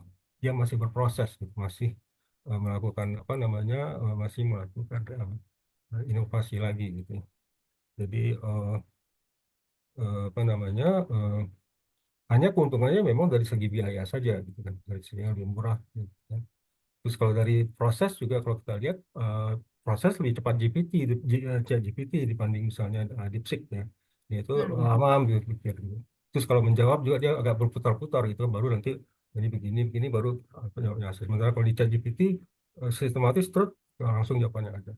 Nah, tapi dua-duanya memberikan jawaban gitu ya. Nah, itu tergantung ke kebutuhan kita lah, mana yang lebih nyaman gitu. Kalau kita mau yang gratis ya mending ambil DeepSeek aja kan daripada ambil Ya, ChatGPT kan. ChatGPT bayar $20 kan. Sementara ini gratis kan. Kalau yang ChatGPT yang ini kan yang ChatGPT yang yang untuk 4.0 apa. Nah, itu ya, kapasitasnya lebih bagus kan, lebih besar, tapi kan berbayar. Sementara DeepSeek kan enggak gitu kan. Kalau saya berpikir secara ekonomis saja. DeepSeek bisa dipakai. ya, Kedepannya DeepSeek akan berkembang terus gitu. Tapi kita lihat lah. Jadi setahun 2 tahun ini di mana yang lebih eh, apa namanya yang lebih baik, bukan baik secara umum buat kita dari masing-masing kita, kebutuhan kita. ya. Oke, Amal, ada pertanyaan lagi di kolom chat, mungkin bisa dibaca. Pak Hamri Manupo, mengapa jika kita mengajukan pertanyaan ke Meta AI sering jawabannya ngawur atau salah? Masa? Mungkin gimana Pak Aswin? Yang salah Meta yang mana tuh kira-kira? mengajukan pertanyaan ke Meta AI sering jawaban ngawur atau salah. Ya tergantung bagi apa yang kita tanyakan gitu ya, apa Ya, promnya atau apanya gitu ya. Jadi Prof ya. bisa saja itu ya, ini jadi apa namanya baik itu DeepSeek, baik itu ChatGPT maupun juga Meta itu ada yang namanya hallucination, ya, halunisasi. Dia dia itu ngawur gitu ya. Jadi kemungkinan ngawur itu ada. Jadi kayak ChatGPT juga kalau kita bertanya juga ada halusinasi juga gitu kan. Jadi nggak selalu menjawabnya, kadang-kadang ya tidak seperti yang kita harapkan. Kalau kita masukkan, kita memaksakan dia harus menjawab begini, nanti akhirnya dia menjawab seperti itu gitu misalnya. Jadi Ya, sangat tergantung pada apa namanya eh, apa yang kita pertanyaan. tanyakan. Dan Ya, mereka dia apa namanya ChatGPT sendiri tidak lengkap gitu. Artinya bukan apa namanya tidak tidak punya data lengkap. Kalau misalnya kita minta data BPS ya, data statistik, dia nggak bisa. Coba hubungi ke institusi yang bersangkutan untuk data ini. Banyak data-data ekonomi saya nggak bisa pakai ChatGPT. Ya. Dia nggak bisa nerobos semua komputer itu kan, semua komputer yang ada di Indonesia gitu. Nah, cuma diharapkan DeepSeek ini bisa lebih apa namanya menyesuaikan dengan lokal, gitu. Bisa menyesuaikan dengan budaya lokal Indonesia. DeepSeek, sementara ChatGPT kan masih Untuk aspek bahasa dia tidak bisa ke semua bahasa itu secara smooth, itu dia bisa menyesuaikan. Dan diharapkan DeepSeek ini bisa gitu. Tapi harus kita lihat dulu. Untuk sekarang saya juga masih belum mencoba gitu ya. Artinya bagaimana keampuhan daripada DeepSeek disesuaikan dengan budaya lokal gitu. Sama-sama kita lihat nanti ke depan. Ya, AI mungkin tidak kadang-kadang dia ini juga ya, capek juga ya, karena dia bukan sesuatu yang sempurna. Ini ada pertanyaan lagi di kolom chat. belum pertanyaan Mas Elsa, yang paling bawah ini lucu nih. Baru aja saya tanya ke DeepSeek, kata Muragmi Galzi. Baru aja saya tanya ke DeepSeek siapa Presiden RI saat ini. Jawabannya Joko Widodo. Rupanya belum update Wah, DeepSeek. bahaya. Halunisasi itu. Terus ada juga dari Nyoman Yuliarsana. Betul, DeepSeek masih sederhana, belum bisa buat gambar visual. Lalu AI juga ada bug. Terus kata Pak Victor dari Papua, kenapa kalau kita minta buatkan sebuah skenario film tapi tidak full, di sana tidak detail, apakah DeepSeek juga begitu? Harus dicoba sih Pak Victor ya. Ya. Ya, oke. Tapi ada nggak ya Pak Aswin di kampus tuh ada suara-suara ada mahasiswa pintar tapi kepintarannya tuh semu gitu karena sebagian pintarnya dibantu oleh asistennya yang maha pintar. Karena itu ada juga beberapa kampus yang sekarang tuh sudah tidak percaya pada karya ya. Jadi seperti Pak Aswin bilang tadi, mahasiswa diwajibkan menulis karena dari situ orisinal. Dan pada titik akhir kampus juga tidak lagi percaya pada skripsi karena skripsi itu mungkin dibantu oleh AI, sehingga pada akhirnya yang adalah kemampuan oral dari mahasiswa itu. Sebenarnya kemampuan oral itu kan nggak bisa dimanipulasi ya, kita akan bisa melihat dengan jelas bagaimana dia mengutarakan gagasannya dengan isi otaknya yang orisinal tanpa bantuan apapun. Kira-kira kayaknya seperti itu ya di kampus karena ada dilema, ada makhluk luar biasa yang begitu cerdas membantu mahasiswa, tapi di sisi lain ada sisi negatifnya juga gitu karena kepintarannya itu seperti kepintaran semu. Gimana tuh Pak Iswan? Ada tuh Pak. Di kampus saya juga. Saya menguji skripsi juga. Ya itu tadi. Tidak bisa menjawab pertanyaan basic pelajaran pengantar ekonomi aja. Ya, teori-teori dasar dia nggak tahu gitu. Tapi IP-nya tinggi. Gitu, kan. Ujiannya nilainya A semua. Tapi A-nya itu kalau sekarang ini mahasiswa itu A sekarang itu istilahnya sama dengan dulu itu mungkin B minus lah gitu ya. Atau mungkin juga C plus gitu. Jadi udah inflatuar itu nilai anak sekarang itu ya. IP 3,5 ke atas. Sebab untuk bekerja juga akhirnya kan nggak ini juga kan udah apa namanya perusahaan juga tidak begitu aja mau menerima diuji lagi dites lagi. Jadi saya pengennya itu ya kalau bisa back to basic lagi lah ya kembali seperti dulu lagi gitu. Nulis kan ya seperti yang di Swedia itulah yang anak sekolah disuruh baca buku lagi gitu kan nulis lagi. Jadi kemampuan kinetis tangannya itu jangan sampai kaku gitu kan. Gitu. Saya tulisan saya tambah jelek sekarang kena jarang nulis gitu kan. Jadi itu juga saya kira tetap dipertahankan gitu ya. Saya kira begitu sih. Di kampus saya juga ujiannya pakai tulis tangan padahal pasca sarjana. Oh pakai tangan juga. Iya. Bahkan Iya, bagus. ada major baru, AI for Sustainability Communication. Itu artinya sebegitu pentingnya AI terutama ranah pendidikan begitu ya, paling nggak di kampus saya begitu. Ini ada pertanyaan lagi di kolom komentar, bukan pertanyaan ya, mungkin cerita ya. Saya keskip nih di bawah. Saya juga bertanya soal apa kata Pak Hamri. Bertanya soal siapa penggagas puisi esai, jawabannya Hairil Anwar begitu ya. Masih banyak ini artinya ya, masih banyak ketidaksinkronan begitu. Artinya nggak juga kita bergantung pada AI sebagai sumber informasi terpercaya begitu ya Pak Aswin ya. Iya, artinya jangan kita terlalu bergantung pada inilah akibatnya kan. Ya, jawabannya itu ngawur. Ngawur. Kita pakai Ini AI ada itu secukupnya aja gitu untuk yang membantu persoalan-persoalan perhitungan matematik. Atau kita udah benar butuh stuck, nah, AI itu bisa memberikan membuka pikiran lah gitu. Seperti itu. Setahu Pak Asun, apakah ada institusi yang membuat AI versi Indonesia sekarang, seperti DeepSeek di Cina ini? Apa Nah ada itu tadi yang upaya ke situ? itu tadi yang seperti saya di awal saya utarakan. Ke depan itu mungkin akan ada gitu ya, apa namanya, startup Indonesia yang bisa mungkin berkolaborasi dengan Cina dan sebagainya. Dia bisa bikin model AI dengan uang, mungkin cukup dengan uang $30.000 aja dia udah bisa bikin model AI, tapi dalam versi yang lebih kecil dari DeepSeek gitu ya. Mungkin datanya itu dia tidak perlu beli lagi, udah ada. Terus juga misalnya untuk apa, kebutuhannya mungkin untuk mengedit data, untuk misalnya bikin video, bikin tulisan atau image ya, hanya kebutuhan lebih terbatas mungkin skopnya, bisa dibikin itu. Jadi versi Indonesia AI itu bisa dibikin sebenarnya kalau ada yang mau gitu ya. Terus juga kolaborasi dengan Cina dan sebagainya, dan biayanya kan bisa murah, pakai chip-chip yang apa, yang tidak usah yang sophisticated seperti yang dipakai OpenAI, yang sederhana juga bisa gitu Kak, ya chipnya itu dipakai gitu, chip yang murah gitu ya. Eh, jadi ya untuk Indonesia ya bisa, ke depan sih bisa ya, dari Oke. startup. Wait and see berarti. Kita lihat. Beda. Iya. Kenapa AI di kolom pencarian Google bertengger di halaman paling atas? Kenapa ya? Mungkin karena sudah begitu penting ya, Mas Aswin ya, atau gimana tuh? AI dengan Google bertengger paling atas. Iya. Itu kan AI Gemini ya, AI Gemini Iya. ya.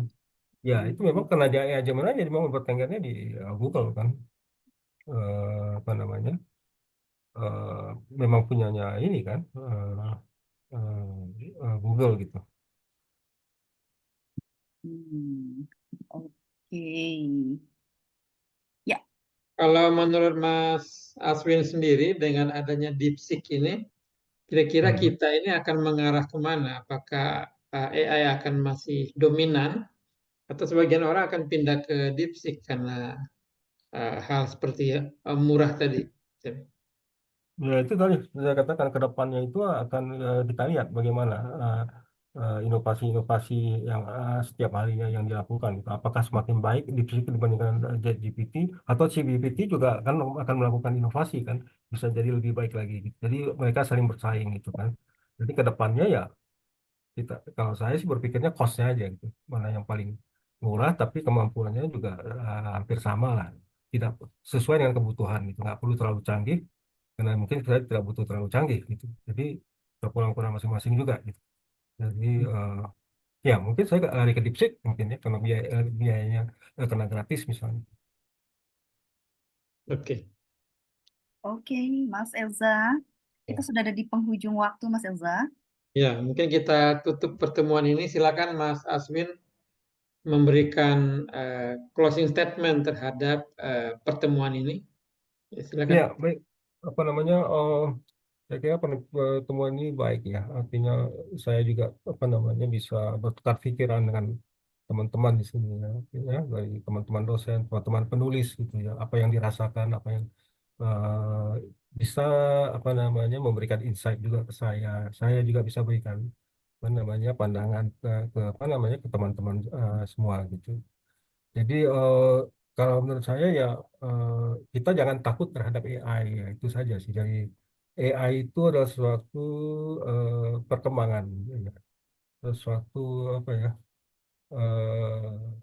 sesuatu kemajuan ya. Seperti dulu ya, dulu kan eh, belum ada mesin mesin cetak kan, zamannya Gutenberg tahun 1600. Jadi belum ada mesin cetak, jadi tidak ada buku dan sebagainya. Pada waktu ada mesin cetak itu banyak terjadi disrupsi, banyak terjadi konflik dan segala macam. Nah begitu pula sekarang dengan adanya AI ini banyak terjadi konflik dan sebagainya. Jadi itu kita terima saja, kita berusaha untuk beradaptasi. Jangan takut terhadap AI ya, kita ini kita apa namanya kita pergunakan, tapi jangan sampai AI ini justru apa namanya merusak kita gitu, artinya mengurangi kemampuan kognitif kita gitu. Jadi kita gunakan seperlunya aja gitu ya, seperlunya, dan jangan terlalu bergantung dengan AI. Seperti itu saya kira. Jadi kemampuan diri kita sendiri yang harus lebih di apa digali dengan dibantu oleh AI. Saya kira itu sih. Baik, terima kasih Mas Aswin, terima kasih teman-teman semua. Ya. Kita ingin tutup pertemuan ini, tapi Amel mungkin ingin mengingatkan kembali acara Kamis depan. Silakan Amel. Betul, pada Kamis depan izin menyampaikan kepada sahabat Satu Pena dan juga sahabat kreator era AI bahwa webinar Hati Pena minggu depan akan ada edisi khusus, yaitu kita akan baca puisi Satu Pena 1000 Cinta. Kami mengundang 20 orang untuk membacakan puisi, nanti bisa dibuat dalam bentuk rekaman video atau juga dibacakan langsung. Nanti kita koordinasi melalui WhatsApp, tapi pendaftaran melalui Google Form yang kami lampirkan di kolom komentar. Ya, hanya untuk 20 orang pertama yang komitmen untuk ikut serta. Nanti akan juga diberikan gift berupa kaos khusus Satu Pena 1000 Cinta. Jadi siapkan puisi terbaikmu mengenai cinta. Cinta dalam bentuk apapun itu, bukan hanya bentuk romansa laki-laki kepada perempuan, tapi juga kepada ibu, kepada alam, kepada tumbuhan, kepada hewan, dan maknanya luas begitu. Jadi silahkan mendaftar. Terima kasih, Mas Elza. Ya, jadi temanya soal cinta ya. Kita tidak bicara soal politik, kita tidak bicara soal keputusan DPR yang maha kuasa sekarang, dan kita tidak bicara yang lain-lain. Kali ini kita bicara soal cinta. Teman-teman, terima kasih atas pertemuannya malam ini kepada berbagai kawan yang hadir, baik ini ada yang dari Sulawesi, Papua, dari Sumatera. Kita akan tutup pertemuan ini dengan bumper. Silakan.